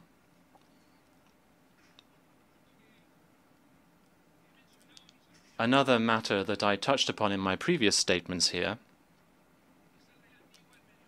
pertains to the environment and the economy. What we have as a vocation in terms of caring for the environment, there's always this separation that we see between the economy and the environment. And the first time that I came to this assembly and I heard speeches from heads of state on this matter, since then I am pleased to see that there has been something of an evolution, quite a quick evolution on this matter. Now we are seeing how the economy and the environment are interlinked, and this is excellent news for humanity. Sustainable financing, for instance. My country has been a pioneer in issuing instruments such as green bonds or access to loans, where fulfilling environmental goals and caring for the environment is tied to these financial products according to performance. And this has a very important and interesting domino effect because it helps states to access financing and also to care for the environment. But also governments can then reward producers and those in industry for good behavior, for caring for the environment and for creating a clean economy. And ultimately that will lead to greater benefits in the future. I mentioned a few minutes ago the concept of justice and international law. Now this law is applied differently in different cases. There are countries who pollute, and we see some countries who are making major efforts to try to improve their environmental situation. In order for this path to be sustainable in the medium and long term, the goals domestically should be fulfilled for each country, and at the same time, countries need to shoulder economic commitments. And in addition to just undertaking commitments, they have to fulfill them, because in the absence of this implementation, ultimately that would lead to a loss of stimulus in caring for the environment. Lastly, I just wish to mention one other point that I have also touched upon previously. And on this there hasn't been much positive change. I'm convinced that it is not possible to fully enjoy freedom in the international community if there isn't the freedom of trade, if there isn't free trade. Protectionism has hindered the development of our peoples. It has led to a vicious cycle where isolation is being stimulated and protectionism is being stimulated given these barriers that are being erected. We have to aim for a more open world for other countries' goods and services, and that does not in any way mean neglecting the domestic economy. It is possible to have open-facing policies in terms of trade and also stimulate the domestic economy. We have to build a more open world if we really believe in the equality of opportunities.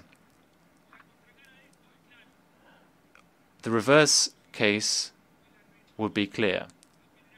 That is to say, we would not be able to generate wealth and generate jobs and ultimately not be able to generate prosperity if we do not do this. I wish to repeat today a concept that I mentioned in one of my previous statements to this Assembly. We are all one. I, at that point, was referring to the lessons of the pandemic. If some people hadn't noticed that at the time. Ultimately, this is an affirmation of common sense. And I think it should also be a compass for us in our daily work as we exercise power, both domestically and also in our bilateral relations and in the multilateral domain as well. Believe me, I am convinced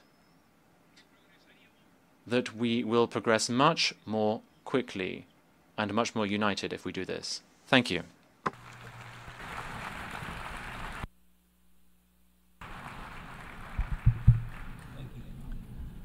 On behalf of the Assembly, I wish to thank the President of the Eastern Republic of Uruguay.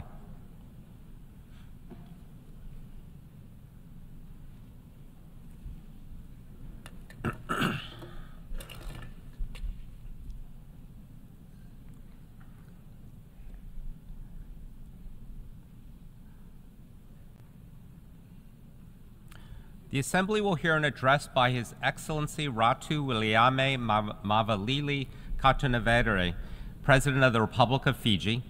I request protocol to escort His Excellency and invite him to address the Assembly.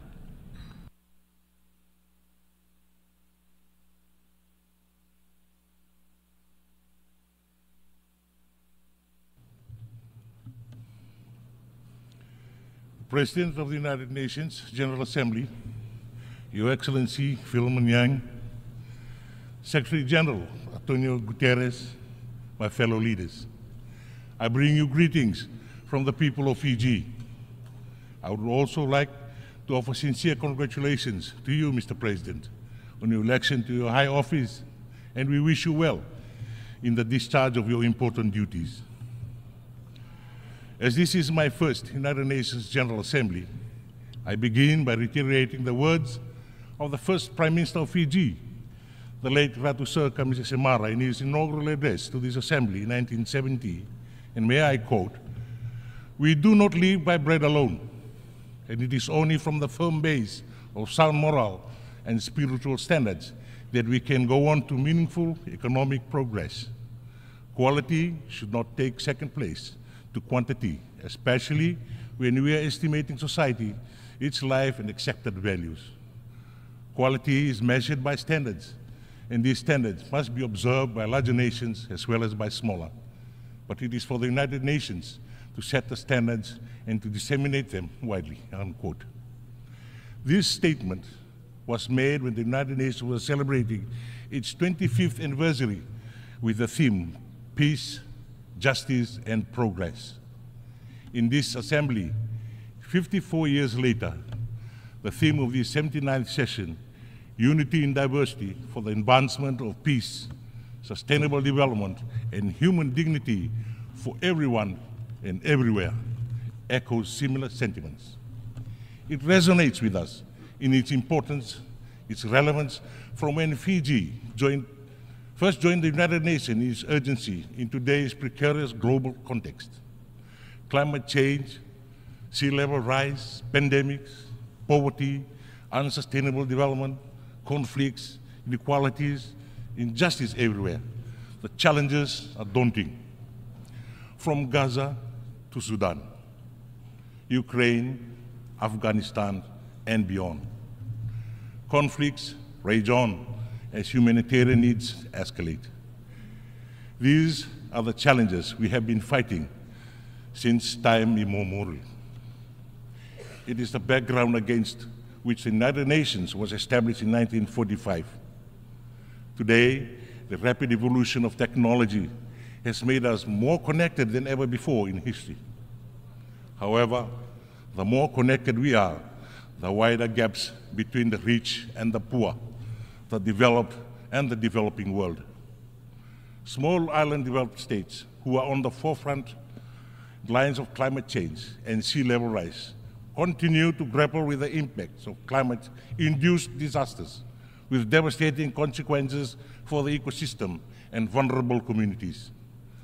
Fellow leaders, this year, at least 72 countries whose population combined comprises almost half the world's total population have already or will soon select their own leaders at the polls. The world is in need of courageous leaders who are willing to garner the political will and mobilize the resources to bridge the divide and seek solutions that benefit humankind. We have two choices before us: to give up and go home, or to stay the course, renew, redouble our efforts, rethink, and reform together. The choice we make will be our legacy. We choose the latter, not for ourselves, but for those coming after us. Strong international cooperation, diplomacy, and a commitment to upholding the principles of the United Nations are not only important, but dispensable. It is time to go back to the basics, the foundation and purpose of the United Nations Charter. We must invest in the empowerment of humankind and the protection of human rights. Fellow leaders, next year, the United Nations turns 80. The United Nations is only as strong as its member states. For 79 years, the global community has placed in trust in multilateralism and in the United Nations to foster cooperation, uphold human rights, and promote stability. We now live in an age of distrust, fueled by the increasing disconnect between people's expectations and inadequate responses to the multilateral system. It is our collective responsibility to counter misinformation and disinformation. Trust is a prerequisite for effective multilateralism. The continued success of multilateralism is critical. There is more to be done to ensure the voices of our countries are heard. An inclusive and responsive multilateral system must be able to respond and adapt to the challenges of today. The stakes are high for developing countries, including small island developing states and least developed countries that can continue to be left behind in the development race as we grapple with multiple crises. Despite our limited resources, the unfairness of the global governance system, and obvious inequalities, small island developing states continue to forge ahead. We do not have the luxury of time, nor can we justify inaction. Building economic resilience is a requirement for sustainable development in small island developing states. Recovery from the frequency and magnitude of climate-related shocks, including disaster, are a costly affair. Mobilizing the upfront funding needed for adaptation remains a challenge as resources are focused on recovery and reconstruction. The adoption of the Multidimensional Vulnerability Index for Small Island States opens a new chapter in the ongoing effort to safeguard the future of vulnerable developing countries. Mainstreaming Multidimensional Vulnerability Index into existing practice with policies will help ease the economic burden for small island developing states when needed the most. Fellow leaders, cultivating a culture of peace is now more urgent than ever. The Blue Pacific continent knows the value of peace, having lived through its horrors of its absence. Our oceans and its diverse and vibrant lands have been a theater of the 2 world wars and a testing ground for the most dangerous weapons, the impacts of which are still felt today. Yesterday, the 25th of September, there was an unilateral test firing of ballistic missile into the Pacific Ocean. We urge respect for our region and call for cessation of such action. Under Principle 4 of the Ocean of Peace, as was endorsed by the Pacific leaders in Tonga last month, our statement reinforces the Pacific's peaceful example to uphold international law and urge others to refrain from actions that undermine peace and security in the Blue Pacific. Under Principle 12, the Oceans of Peace sets and champions the rules of responsible, peaceful, and deconflicting behavior. Fiji may be a small state, but through our leadership and stewardship roles in the region, we make a profound contribution to regionalism and multilateralism. Fiji's first ever foreign policy white paper builds on 3 interconnecting themes of Fiji's foreign policy: sovereignty, security, and prosperity. Fiji's National Development Plan for 2025 to 2029 envisions empowering the people of Fiji through unity, based on the pillars of economic resilience, people empowerment, and good governance. True to the spirit of multilateralism, our bilateral, regional, and multilateral development partners are key part of our efforts. We commit to the principles of the 2050 strategy for the Blue Pacific continent and to the Pacific leaders' vision of a prosperous Blue Pacific continent. Fellow leaders, as a large ocean state, Fiji is a proud advocate for the United Nations Convention on the Laws of the Sea. Fiji has signed and will ratify the agreement on biodiversity beyond national jurisdiction in the lead-up to the Third Nations Oceans Conference in France. Fiji has ratified the World Trade Organization agreement on fisheries subsidies, which aims to eliminate harmful subsidies that contribute to illegal, unregulated, and unreported fishing. We call for a concerted effort at the World Trade Organization to finalize Part 2 of the Fisheries Subsidies Agreement that addresses subsidies to overfishing and overcapacity. Fiji reiterates the importance of understanding the vast ocean space, guided by science and data, in order to undertake risk-informed decisions. As the global community prepares for the climate COP in Baku, Azerbaijan, we call on countries to work together with the United Nations to implement the outcomes of the global stock take undertaken in COP28. Deep, rapid, and sustained reductions in greenhouse gas emissions in line with the 1.5 degrees Celsius must be vigorously pursued and accelerated. The phase-out of unabated coal power, transitioning away from fossil fuels in energy systems, will contribute to the achievements of net zero targets by 2050. Both adaptation and mitigation finances require a substantial increase. We call on states to commit to finalizing the new collective quantified goal and address glaring gaps in climate finance. The momentum from COP27 and COP28 on the Loss and Damage Fund and the Santiago Network must be accelerated in order to protect vulnerable communities who stand to lose most from the climate crisis, particularly in small island developing states and least developed countries. By 2050, around 240 of our coastal communities will be displaced due to sea level rise. 42 communities are in urgent need of relocation. With limitation of the multilateral climate financing architecture, Fiji has established the world's first national relocation trust fund to support our relocation costs. We have issued domestic and international green and blue bonds, piloted low-cost parametric insurance products for rural communities, and engaged in the private sector in climate resilience building. We call on our development partners to support our efforts. Fellow leaders, the Pact of the Future, adopted at the Summit of the Future earlier this week, opens pathways to new possibilities. The world deserves a future of peace, dignity, and prosperity. It's never too late. Mr. President, Excellencies, Fiji's commitment to multilateralism is unwavering. We will continue to work closely with the United Nations and all member states to advance efforts towards building a better, safer, and a fairer world for us all. And I thank you.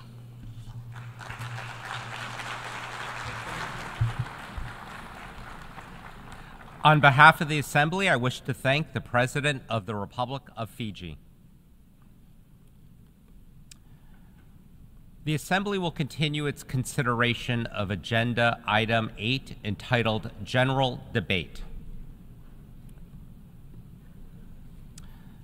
The Assembly will hear an address by His Excellency Teodora Ngema Obiang Mangwe, Vice President in charge of National Defense and State Security of the Republic of Equatorial Guinea. I request protocol to escort His Excellency and invite him to address the Assembly.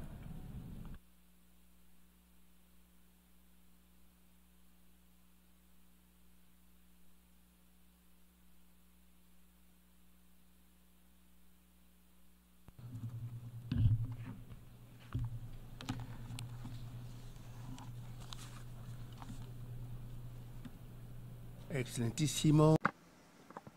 Your Excellency, President of the 79th Session of the United Nations General Assembly, Heads of State and Government, Heads of Delegations, Your Excellency, United Nations Secretary General, distinguished delegates, ladies and gentlemen,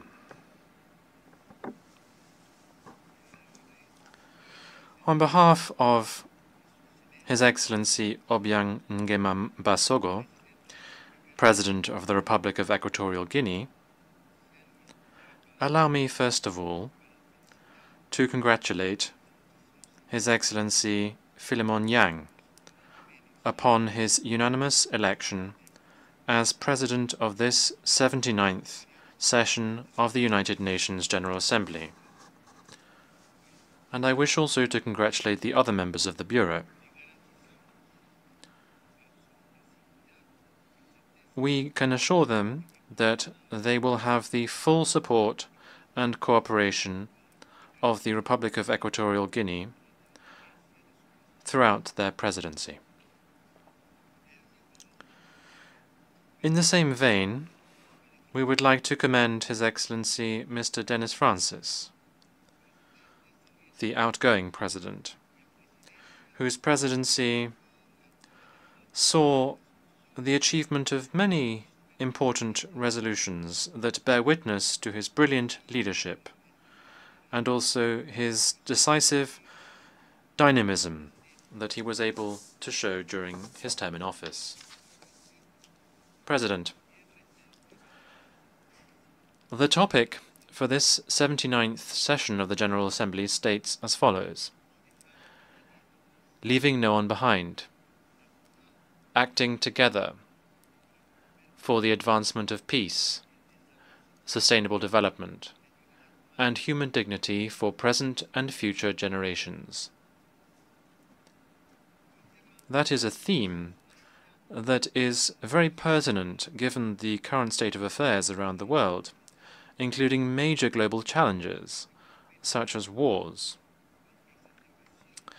the existence of armed groups, terrorism, crises brought about by the effects of climate change, organized criminal gangs, the possibility of emerging health crises, discrimination, and the food crisis as a result of armed conflicts that trigger it or may lead to hunger in different countries. Indeed, this backdrop requires us all to recall the need and importance of giving greater emphasis to multilateralism and international cooperation.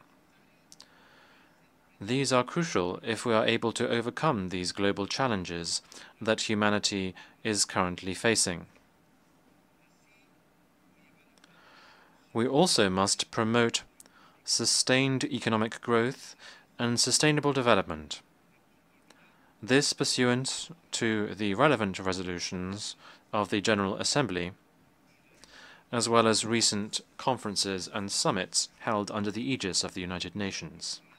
Equatorial Guinea has an unwavering stance vis-à-vis the conflicts that are currently raging throughout the world.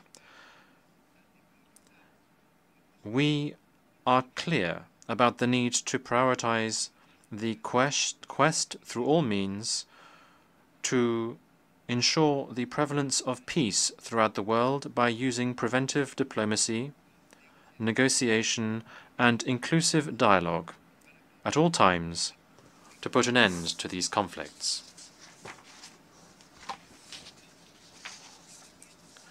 We call upon those countries that are immersed in the current conflicts and all governments who directly or indirectly are involved in said conflicts as a result of geostrategic, economic, neocolonial or other interests.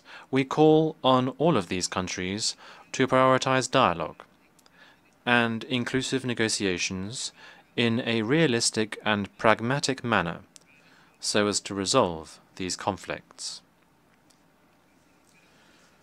The proliferation of so many conflicts around the world is further proof of the obsolescence, incapacity, and inefficiency of the United Nations Security Council today. What we are currently seeing in terms of what this decision-making body is able to do is ultimately the struggle as a result of geostrategic interests that make it even more difficult for unanimous decisions to be taken by this body to resolve these conflicts and to alleviate the suffering of people and the loss of innocent lives.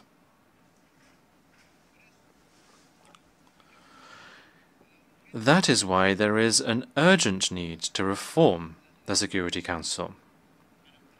We must reform it so that we put an end to its obsolete composition, which dates back to 1945, and that obtains still today, which means that Africa is the main victim of a historic injustice and the lack of implementation of international law, because Africa is the only country that does not have permanent representation on the Security Council, the only continent that does not have permanent representation on the Council. Africa, in the context of the Azawini Consensus and CERT Declaration, has for more than 2 decades been calling for this injustice to be corrected. We are calling for Africa to be given 2 permanent seats with all the relevant prerogatives and rights reserved to members of this category. We are also calling for 5 additional non-permanent seats on the Council.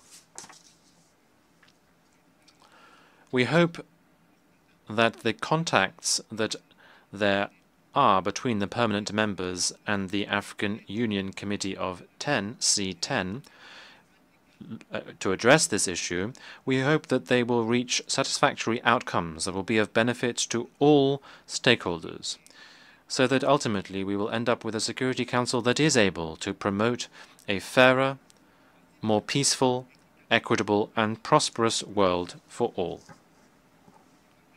President, Equatorial Guinea is deeply concerned by the increasingly serious situation that countries in the Sahel are experiencing. This has very deleterious repercussions for the development of these countries, and it directly and indirectly affects countries in the sub-region as well. This state of affairs is the result of the interference, pressure and blockades applied on countries of the Global South by some other countries. The only aim here is to try to destabilize the countries and to paralyze the efforts of African countries to ensure that their people can prosper. There is no country in the world that is perfect domestically. However, some countries have attempted to be judges and arbiters, to intervene in and lecture other countries, which are nevertheless sovereign. They interfere in the domestic affairs of other countries with clear meddling. All countries in the world are sovereign, and they therefore have the right to decide with which country to maintain relations and to sign bilateral agreements that would benefit their respective governments and peoples. President, we fail to understand why the embargo on Cuba has not yet been lifted. The economic, commercial and financial blockade on that country, which has gone on for various decades, must be lifted. Equatorial Guinea calls for the embargo on Cuba to be immediately lifted, and also for this country to be taken off the infamous lists of states that are alleged to be sponsors of terrorism.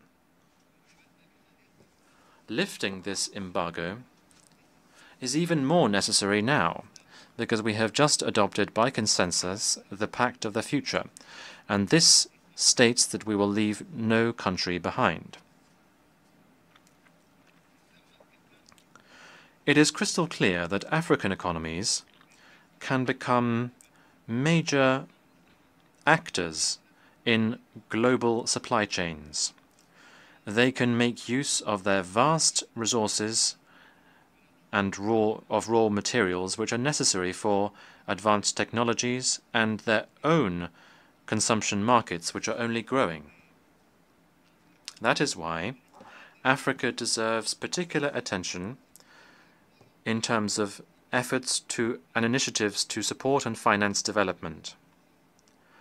The commitments to finance the sustainable development must be honored so that the goals contained in the UN 2030 agenda can be implemented, and so that we can implement the goals contained in the 2063 agenda of the African Union and leave no one behind.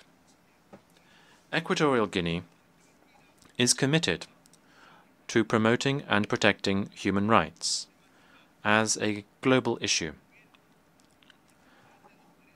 This includes the plan for children's rights to eliminate racism, racial discrimination, xenophobia, and relevant and related forms of intolerance, the rights of persons with disabilities, the rights to food, housing, countries' rights to use and commercialize their natural resources to meet their people's needs. Against this backdrop, we also need to consider humanitarian rights. We are seeing these rights being violated systematically in the ongoing conflicts. People in the conflict zones are being deprived of the humanitarian aid that they so sorely need, both in terms of food and healthcare. Equatorial Guinea wishes to make clear its major concern about the crisis that Haiti is experiencing. we think there needs to be an in-depth analysis about the chronic situation that this brother country is in, so that a sustainable solution can be found for it. That is why we will continue to propose holding a United Nations International Conference for Haiti. I conclude my statement by reiterating our congratulations to our brother, His Excellency Philemon Yang, and we would like to wish him the best of success during his presidency at this session of the General Assembly. Again, we assure him of the full support of the Republic of Equatorial Guinea. Thank you. On behalf of the Assembly, I wish to thank the Vice President in charge of National Defense and State Security of the Republic of Equatorial Guinea.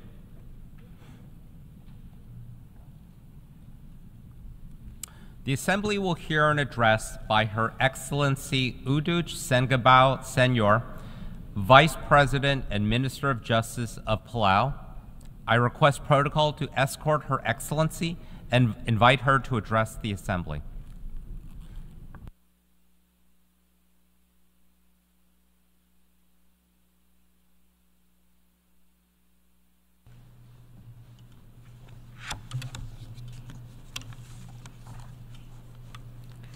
Secretary General Antonio Guterres, President Philemon Yang, Excellencies, ladies and gentlemen, Ali, and warm greetings from Palau. Mr. President, allow me to begin by congratulating you on your election as President of the 79th General Assembly session. We also extend our deep gratitude to former President Dennis Francis for his leadership over the past year. And to Secretary General Guterres, we commend you for your tireless efforts in advocating for a more secure, prosperous, and sustainable world. It is this shared vision that unites us today. This year, Palau proudly celebrates 30 years of independence. On October 1, 1994, Palau became a sovereign nation, and shortly thereafter, the 185th member of the United Nations. To honor the journey that has brought us here, we have chosen the theme, Ar'ad Aotil Agaramalel Belau. The people are the anchor of Palau's conservation and identity. This phrase encapsulates what has sustained us through decades of both challenges and progress. Our people are the foundation of our efforts to protect our environment, culture, and way of life. This was further underscored during our voluntary national review, VNR, presentation that was done this year, which centered around the theme, harnessing our cultural heritage to build back better for a sustainable future. It highlighted the pivotal role of our culture and people in shaping a future that not only fosters development and enhances quality of life, but also safeguards our natural resources, homes, and the environment that has sustained us for generations. Mr. President, Palau begins its pursuit of equality with a critical role that women play in our society. It is crucial to leverage our recent advancements and collective experiences. This was highlighted at the first ever meeting of women in elected leadership held in Palau on September 20th, 2023. Over the past 4 years, we have undertaken initiatives that empower women in their traditional roles, such as the keepers of the Masay, Tarapach, enabling them to scale their entrepreneurial ventures and raise their profiles. These efforts are giving our women a pathway into entrepreneurship and business, amplifying their voices in new arenas. Food security is central to Palau's long-term resilience. We have set a national goal to reduce food imports from 80% to 60% by 2030. By promoting local food production, we not only preserve our traditions, but also combat non-communicable diseases linked to over-reliance on imported processed foods. As a small island developing state, SIDS, Palau, like many others, confronts unique challenges that threaten our economic development, environment, and survival. While SIDS contribute less than 1% of global greenhouse gas emissions, we bear the brunt of the climate crisis. Palau has experienced the unmistakable signs of climate change firsthand. More intense storms, landslides, and prolonged droughts are becoming the new normal.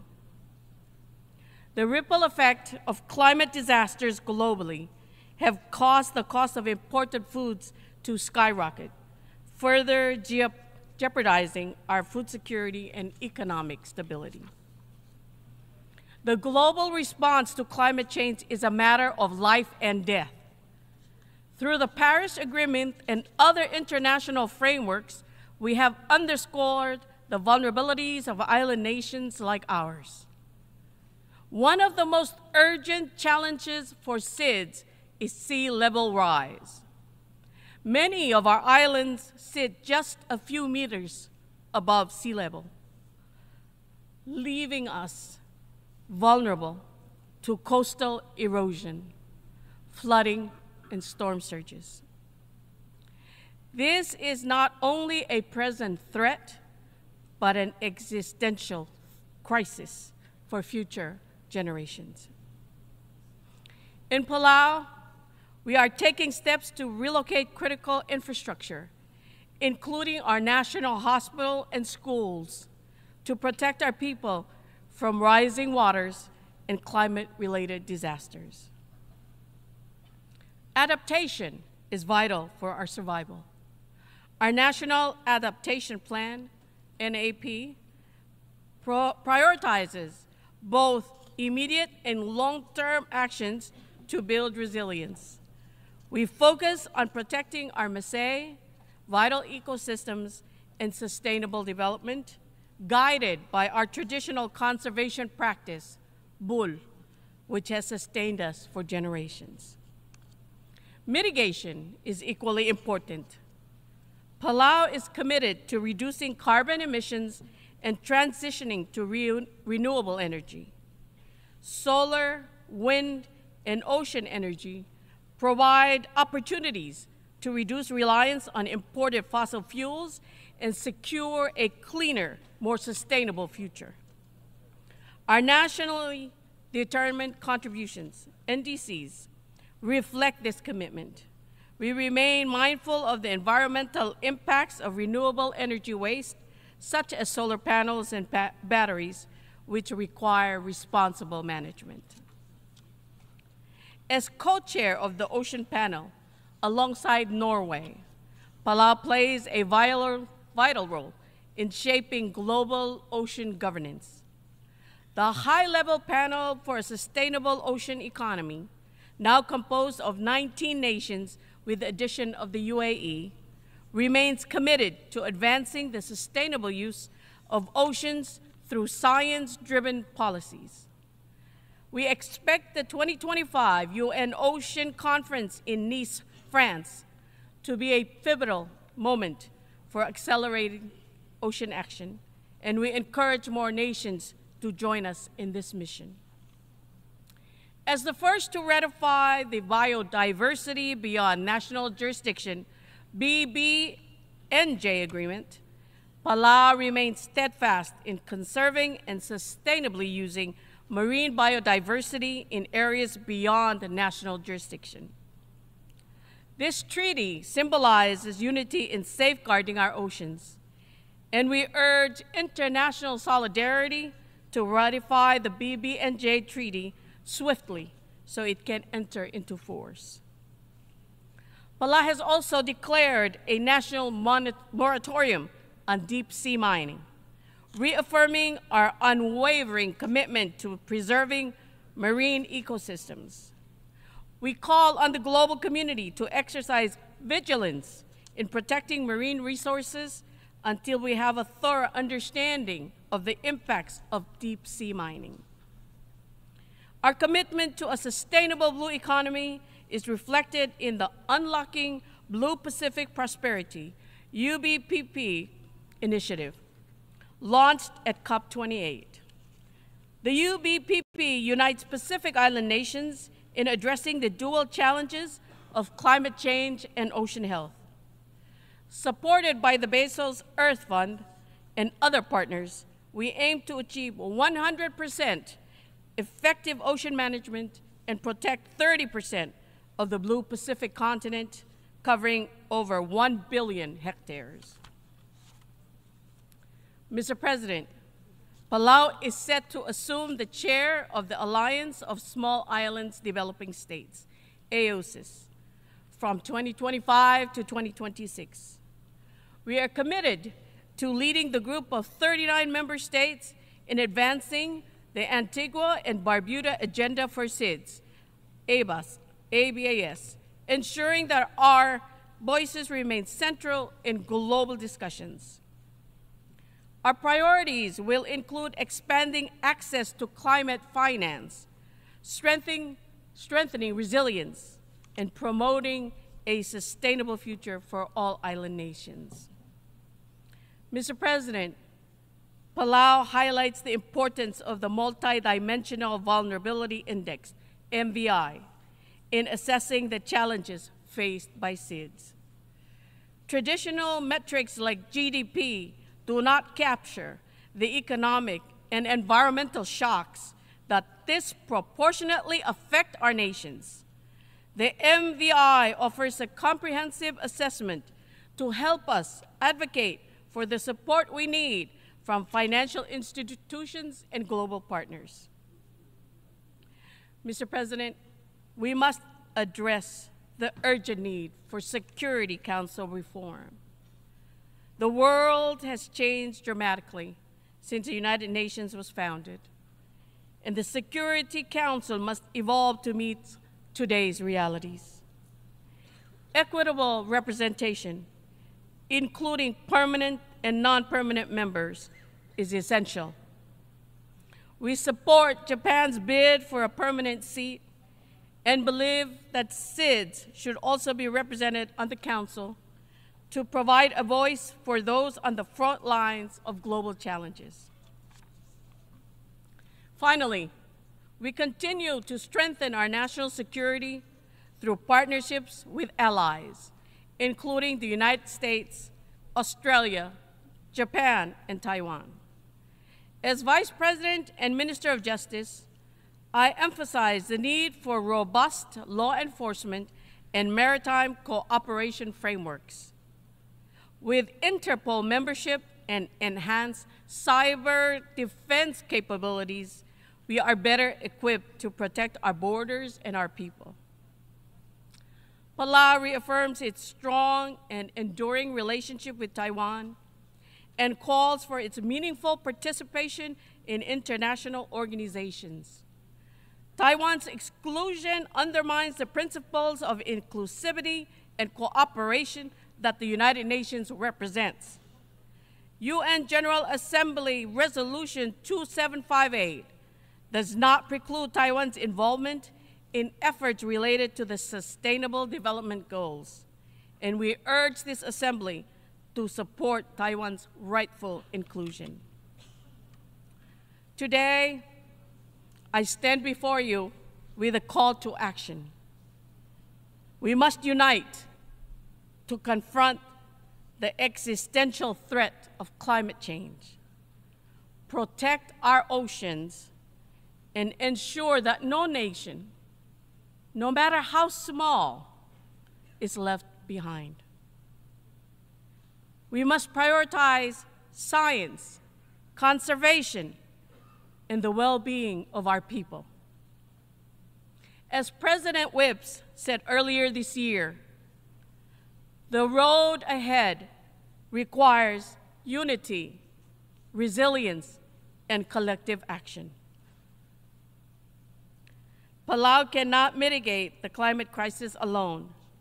We need global cooperation to reduce emissions and safeguard our planet for future generations. Komsulang, I thank you.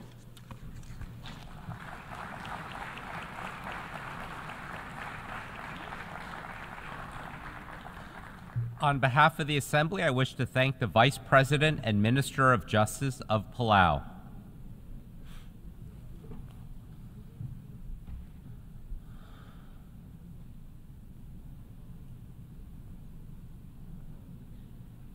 The Assembly will hear an address by His Highness Sabah Al-Khaled Al-Sabah, Crown Prince of the State of Kuwait. I request protocol to escort His Highness and invite him to address the Assembly.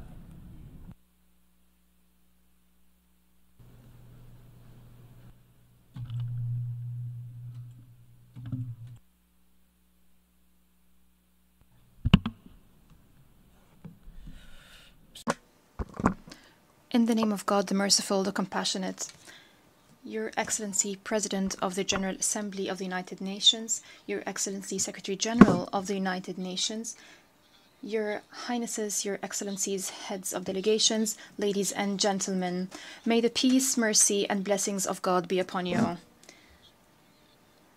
Allow me to convey to you the greetings of His Royal Highness, the Emir of the State of Kuwait, Sheikh Mishael Al-Ahmed Al-Jaber Al-Sabah. May God protect him.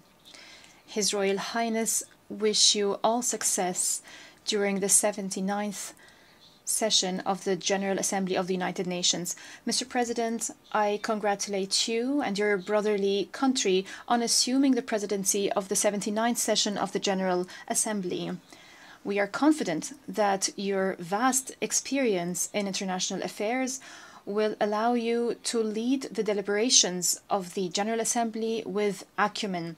Your vision, unity in diversity, for the advancement of peace, sustainable development, and human dignity for everyone, everywhere, is of paramount importance. It's an urgent need in today's world. I would also like to commend the efforts by your predecessor, Mr. Dennis Francis, during his presidency of the past session. I highly value the wise leadership and constructive efforts by the Secretary General of this august organization, especially in light of accelerating global challenges. His efforts have been guided by fulfilling the noble mission of the United Nations. He has fully upheld the Charter, has always sought to maintain international peace and security by increasing the level of preparedness for all emergencies, through setting up innovative mechanisms whose pillars are human rights, dignity, strengthening justice, and international law. Mr. President, the effectiveness of this organization, the productivity of this organization, is a responsibility to be borne by all member states and international community to address all challenges.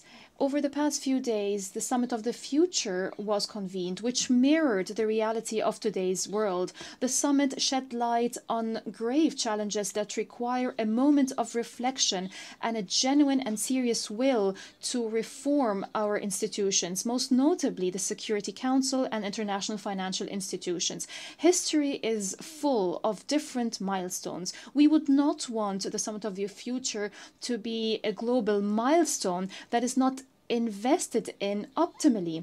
The Secretary General has worked tenaciously, which is highly commendable, for us to stop and reflect together on the path of our joint multilateral action.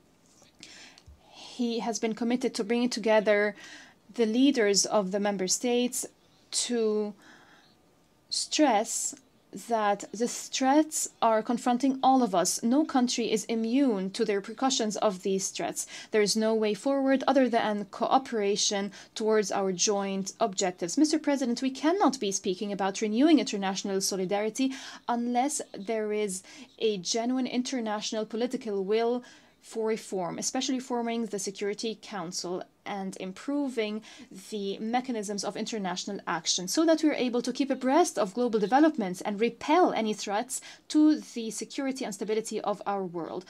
Unfortunately, this will remains absent. We have seen very clearly that there cannot be any political will without an environment of trust and effective participation. We believe that the Security Council bears the primary responsibility of maintaining international peace and security. Decision-making at the Security Council must be based on the principle of democracy and equitable representation of all member states.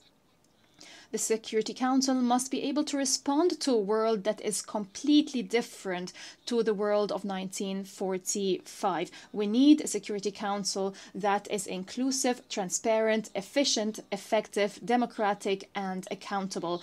Mr. President, technological innovations, AI, and social media are increasingly being used for incitement, terrorist recruitment, spreading hate speech, and mis- and disinformation.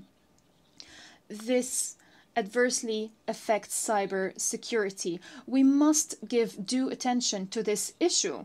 Many young people fell victim to these negative practices. This all proves that confronting this scourge requires international cooperation.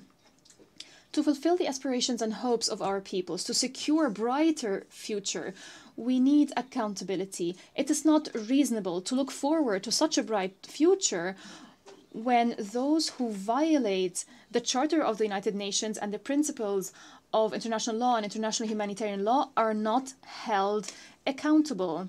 There will be no justice or equality as long as double standards are applied. There will not be any bright future unless everyone is fully committed to the principles and values of the Charter of the United Nations and international law. Mr. President, this year we're celebrating the 43rd anniversary of the establishment of the Cooperation Council for the Arab States of the Gulf.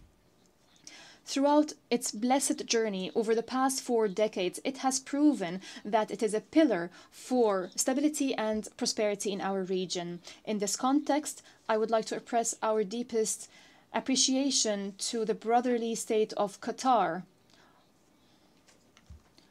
for its efforts as current chair of the GCC. Its efforts enhances the work of the GCC at bilateral and multilateral levels. In December, the State of Kuwait will assume the chairmanship of the GCC. We reiterate our firm commitment to continue this blessed journey and to enhance strategic partnerships with regional and international organizations. We're committed to achieving the noble goals that we all aspire to. The GCC has always been and will remain, God willing, a voice of wisdom, moderation, and a beacon for constructive dialogue in a region fraught with challenges, in a region where change is fast. The State of Kuwait looks forward to the regional and international events that the GCC is going to host. In this context, we congratulate once again our brethren in the Kingdom of Saudi Arabia on being selected to host Expo 2030 and the FIFA World Cup 2034. The State of Kuwait will spare no effort to contribute to the success of these events in the Kingdom of Saudi Arabia. Mr. President, the State of Kuwait believes in the principle of good neighborliness. For around 2 decades, we have been committed to helping the brotherly Republic of Iraq through continuous target-oriented measures to help Iraq return to its rightful place regionally and internationally, and to help it fulfill the hopes and aspirations of its people. We call upon the brotherly Republic of Iraq to take tangible, resolute, and urgent action to settle all outstanding files between the two countries, most notably the demarcation of the maritime border beyond marker 162. We also call for settling the file of Kuwaiti prisoners, missing persons, and Kuwaiti property, including the National Archives, with the UN and specifically the Security Council following the progress in this file. We call upon our brethren in Iraq to respect bilateral security and technical agreements on the maritime corridor in Khur Abdullah. These agreements ensure environmental preservation, regulate navigation, and contribute to combating terrorism and the illicit trafficking in arms, drugs, and persons. Continuous dialogue is important to lay the foundation for promising relations and a bright future based on understanding and mutual respect between the two brotherly nations. Mr. President, the whole world is witnessing practices that are not acceptable to any religion, law, or human nature. The whole world has been witnessing a dangerous escalation of military operations by the Israeli occupation forces against our Palestinian brethren in the Gaza Strip and the rest of the occupied Palestinian territories, including Jerusalem and the West Bank. Our Palestinian brethren are subjected to collective punishment. Continuous airstrikes are targeting defenseless civilians. They claim the lives of tens of thousands of innocent children, men and women, more than 41,000 martyrs. The occupying forces persist in targeting the facilities of international organizations and critical infrastructure. They are persisting in forcibly displacing the residents of Gaza. Peace in our region will not be achieved unless an independent state of Palestine is established with East Jerusalem as its capital along the lines of the 4th of June 1967, according to international resolutions and the Arab Peace Initiative. The state of Kuwait welcomes the recognition of the State of Israel by a number of countries over the past few months. We call upon other countries to follow suit and take similar steps. This state of Kuwait will remain supportive of Palestinians' rights and the Palestinian people. We were proud to have provided oral and written submissions to the ICJ on the legal consequences arising from violations by the occupying power in the occupied Palestinian territories. With the Hashemite Kingdom of Jordan and the Republic of Slovenia and 120 other UN member states, we were proud to sign the shared commitments document to support UNRWA. What has befallen UNRWA is only proof that the other side does not have any serious desire to achieve genuine peace. The brotherly Sudan is witnessing unfortunate events as a result of armed clashes. This is cause for concern. We call for immediate cessation of fighting. We call for resorting to dialogue and returning to the peaceful political track to maintain the security of the Sudan, its stability and territorial integrity. We support all ongoing regional and international initiatives to reach a political solution that ends this crisis, a political solution that provides the necessary protection to civilians and to facilitate the delivery of humanitarian aid. It is important to respect the sovereignty of the Sudan and the territorial integrity of the Sudan. Regarding the situation in the brotherly country of Yemen, the state of Kuwait renews its support to UN efforts through its special envoy. Efforts that are focused on resuming the political process and reaching a comprehensive settlement according to the 3 agreed upon terms of reference to maintain the peace and security and territorial integrity of Yemen. We commend the efforts made by the Kingdom of Saudi Arabia and the Sultanate of Oman to revive the political process to reach a comprehensive and lasting solution in Yemen. We express our concern over the developments in the Red Sea. It is important to ensure the safety of maritime navigation according to international law and according to the UN Convention on the Law of the Sea of 1982. Regarding the situation in Syria, the state of Kuwait believes it's necessary to intensify efforts to reach a political solution that is Syrian-led and Syrian-owned. in line with relevant Security Council resolutions, most notably Resolution 2254.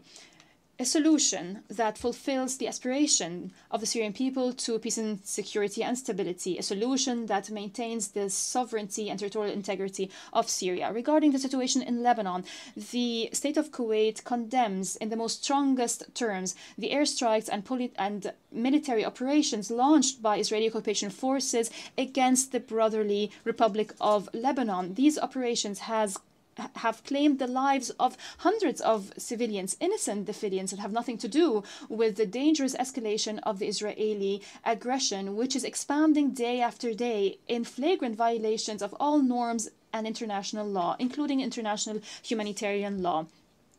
We have always warned of this aggression and its repercussions on the countries of the region and on neighboring countries. We also condemn violations by the occupation forces of Lebanese sovereignty and any attempts to drag Lebanon into the ongoing conflict in the region. Israeli occupation forces is disregarding international calls and Security Council resolution. We call for full implementation of Security Council Resolution 1701. We're following with great concern the latest developments in the brotherly country of Libya. We call for giving precedence to reason and wisdom. We call for resorting to a political dialogue to settle disputes according to relevant Security Council resolutions to maintain the stability, sovereignty, and security of Libya, and to fulfill the aspirations of the Libyan people to development and prosperity. At the regional level, we believe in strengthening good neighborly relations as enshrined in the Charter. We call upon the Islamic Republic of Iran to take serious steps to build trust and to engage in dialogue based on respect for other countries and non-interference in their internal affairs. Mr. President, through the Kuwait Vision 2035, we focus on responding to international financial and economic indicators to predict opportunities and to turn the state of Kuwait into a financial, commercial, and cultural center that is responding to regional and international developments. Foreign policy plays an important role in this expanded development process. Our diplomacy relies on digitalization to move from traditional frameworks so that diplomacy responds continuously to evolving developments on the global landscape. Our actions are based on a proactive approach, the result of an enduring legacy of providing relief and humanitarian assistance bequeathed on us by our forefathers. In conclusion, the State of Kuwait is committed to multilateral actions and the Charter of the United Nations to ensure a global governance that is strong to fulfill the noble mission of the United Nations in maintaining international peace and security and in serving humanity as a whole. The State of Kuwait looks forward to cooperating with brotherly and friendly countries to fulfill the aspirations of all peoples so that they live in a prosperous world where peace and security prevail. May the peace, mercy, and blessings of God be upon you.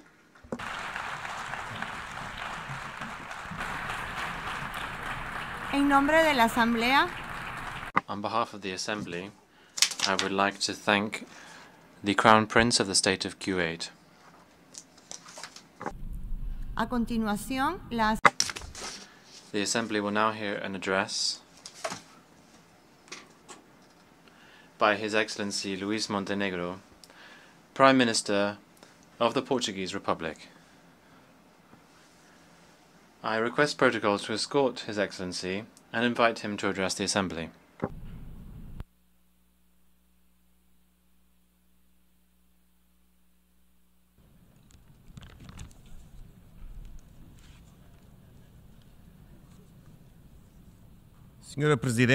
Madam President, Mr. Secretary General, Heads of State and Government, Excellencies, ladies and gentlemen.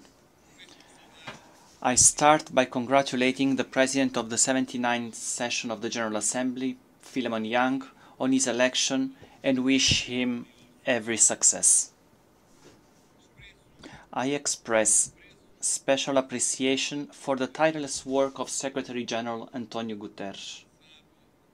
He knows that he can count with Portugal's full support. As this is the first time I am addressing this august assembly, I can only recognize the weight of responsibility that falls on all of us, representatives of the peoples of the United Nations. I am doing so at a particularly demanding time, marked by the confluence of multiple global challenges and crises and growing geopolitical tensions. But I also do it with hope and confidence.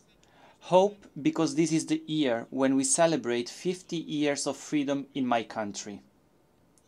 The Portuguese people, in freedom, clamored for democracy, peace and development. And so the arc of history was bent.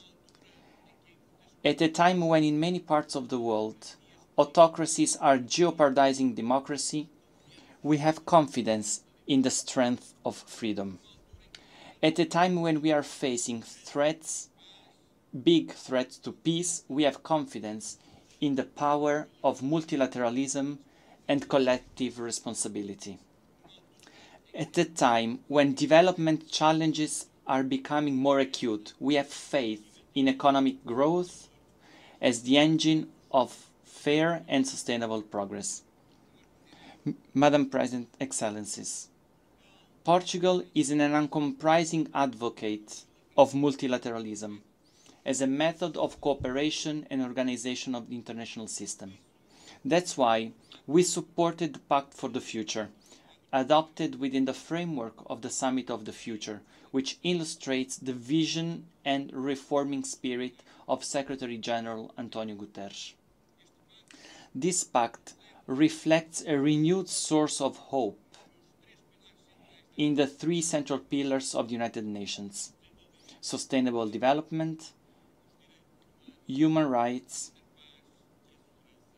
and global peace and security.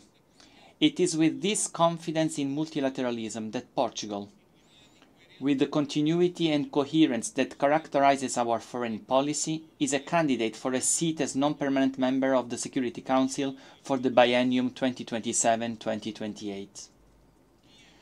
We are guided by the will to work to prevent conflicts, promote a spirit of partnership, and protect people in the face of traditional threats such as terrorism and emerging threats such as biosecurity.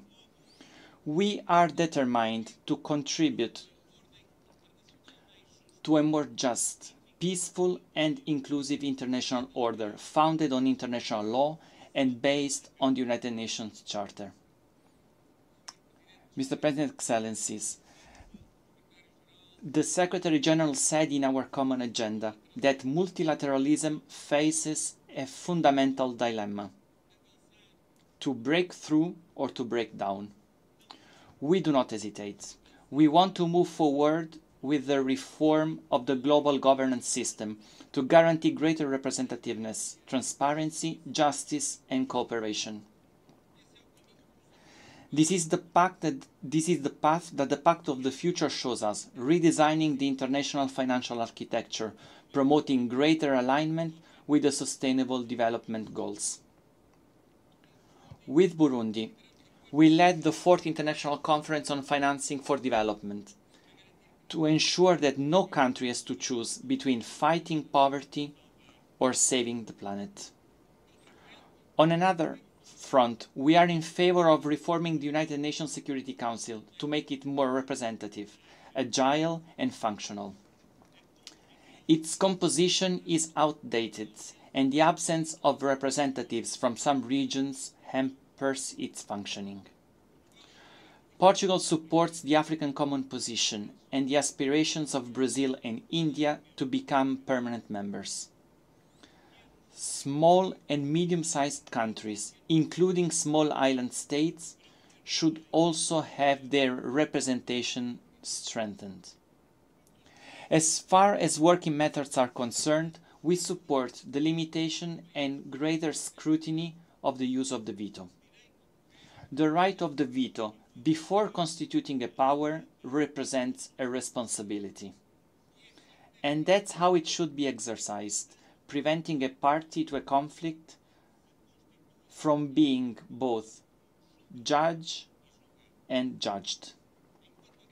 While the war continues with terrible consequences inside and outside Ukraine, the Security Council has been several times silent. We hope that now, in Lebanon, the Security Council can be effective in preventing increase in escalation. Even when resolutions are adopted, they often remain unfulfilled. It is imperative that in Gaza and Sudan, all parties do their utmost to ensure the full implementation of the resolutions adopted by the Council. Excellencies, the world is now more prosperous overall, but socioeconomic divides are widening. Eradicating poverty and hunger are the first two sustainable development goals. But chronic hunger is on the rise, affecting 1 in 10 people globally. Acute food insecurity has almost tripled since 2016. In this context, we welcome the Global Alliance Against Hunger and Poverty proposed by the Brazilian presidency of the G20. The hope we are talking about can only be realized if we are able to respond to the needs of millions of people affected by conflict. Ukraine, Gaza, Sudan, Myanmar, Sahel, and now Lebanon are examples of the suffering of millions of people forced to leave their homes and families. I'm also talking about climate refugees, rising temperatures, forest fires, which tragically hit my country recently. Droughts and other extreme weather have forced millions of people to move. At the same time, disrespect for the rights of women and girls, or persecution on religious or sexual grounds, has become more and more widespread in various parts of the world. The context of human rights protection is severely weakened and threatened. It is our collective responsibility to guarantee the respect, protection, and realization of human rights. New technologies, such as artificial intelligence, they constitute an opportunity, but they also create risks. The Pact for the Future points the way to a virtuous balance in this area. We must act to combat all forms of discrimination and hatred that undermine the cohesion of our societies. We will continue in this context to defend the rights of youth. The high-level meeting of the General Assembly on Youth, which, at Portugal's request, will be held here next year to mark the 30th anniversary of the World Programme of Action for Youth, will be an opportunity to move forward on this front. This is a priority for Portugal at home and abroad. Excellencies, peace is the primary objective of the United Nations. And here too we must give a sign of hope. The Russian Federation's war of aggression against Ukraine constitutes a flagrant violation of the international law, which we strongly condemn. The negative effects of this war, the food, energy, and inflation crisis, are echoing around the world, with the greatest impact on the most fragile regions. We are also deeply concerned about the humanitarian situation and the dangerous escalation in the Middle East region. In view of the events in Lebanon, we call on the parties to exercise maximum restraint to avoid escalation. We firmly condemn the horrific terrorist attacks perpetrated by Hamas on 7 October 2023 and demand the release of all hostages. We will not stand by the humanitarian disaster and the growing number of civilian victims in Gaza. It is imperative to unconditionally cease hostilities, guarantee the entry of humanitarian aid, and respect for international humanitarian law. It is also imperative to resume negotiations with a view to implementing the two-state solution, the only one that can bring peace and stability to the region. Portugal is against the expansion of settlements, the confiscation of land in the occupied Palestinian territories, and the actions of settlers that constitute violation of international law and obstacles to peace. It is our common interest for everyone and shared responsibility to ensure strict respect for international law and humanitarian law. We also need to put an emphasis on prevention and mediation, particularly in Africa.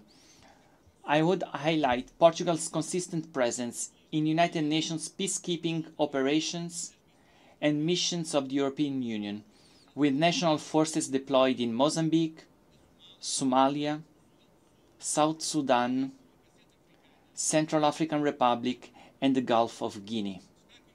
I would also emphasize the contribution of ECOWAS and the African Union to the efforts to promote stability in the region.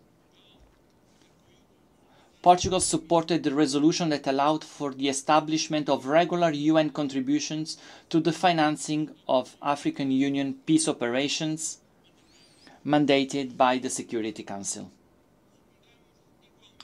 We also support the Secretary General's proposals to establish regular contribution to the Peacebuilding Fund. Excellencies, Portugal is a maritime country. 97% of our territory is ocean. We understand the vital role of the ocean in the global economy and also in combating climate change. We strongly support the sustainable management and governance of the oceans and the development of a new sustainable blue economy in line with the 2030 agenda. We consider capacity building in ocean-related matters a priority and have designed a fellowship program aimed at developing countries with a special focus on small island developing states. The international agreement on the conservation and sustainable use of marine biodiversity in areas beyond national jurisdiction was a victory for multilateralism. We will remain committed to its entry into force. Portugal is calling for a joint effort to finalize an ambitious treaty to eliminate plastic pollution by the end of this year. Climate change is the existential threat of our time. Portugal keeps engaged in investing in renewable energies and in phasing down fossil fuels. We want to incorporate 47% of renewable energies into final energy consumption by 2030. We have also favored the introduction of innovative financial mechanisms, including with seeds. An example of this is the agreement signed in Portugal and by Portugal with Cabo Verde and São Tomé and Príncipe to transform debt of that these countries have with Portugal into climate investment, thus supporting the energy transition. Mr. President, Excellencies, the success of the 2030 agenda is mainly in favor of the most vulnerable groups. We cannot leave anyone behind. The digital transition and emerging technologies represent a renewed opportunity to facilitate a more prosperous, fair, inclusive, and sustainable future. Connectivity is a cornerstone. The path seems clear. We should conceive technological development through a human-centered lens and based on international law. Excellencies, and to conclude, I'm very proud to speak to you in Portuguese. As well as being the fourth most spoken language in the world as a mother tongue, today uniting more than 260 million people on all continents, Portuguese is an official and working language in 33 international organizations, including the community of Portuguese-speaking countries. And that's why the CPLP's ambition to see the Portuguese language recognized as an official language of the United Nations is therefore legitimate. Just yesterday, I agreed with President Lula da Silva of Brazil that we are committed and willing to work together with all the Portuguese-speaking countries to achieve this goal. The legitimacy of the United Nations, its convening power and its global normative authority, combined with its multidisciplinary expertise, are some of its unique assets, which must be harnessed in favor of our common causes and a shared vision of the future. The road ahead, we all know, it's arduous and uncertain, but the goal has been set. We will walk it with hope and confidence. And in this trajectory, the United Nations and the international community and the peoples of the world can count on Portugal. Thank you very much. Muito obrigada. En nombre... On behalf of the General Assembly, I would like to thank His Excellency the Prime Minister of the Portuguese Republic. Ladies and gentlemen, we have heard the last speaker in the general debate for this meeting. The 12th plenary meeting, to continue with the general debate, will be held at 3 p.m. The meeting is adjourned.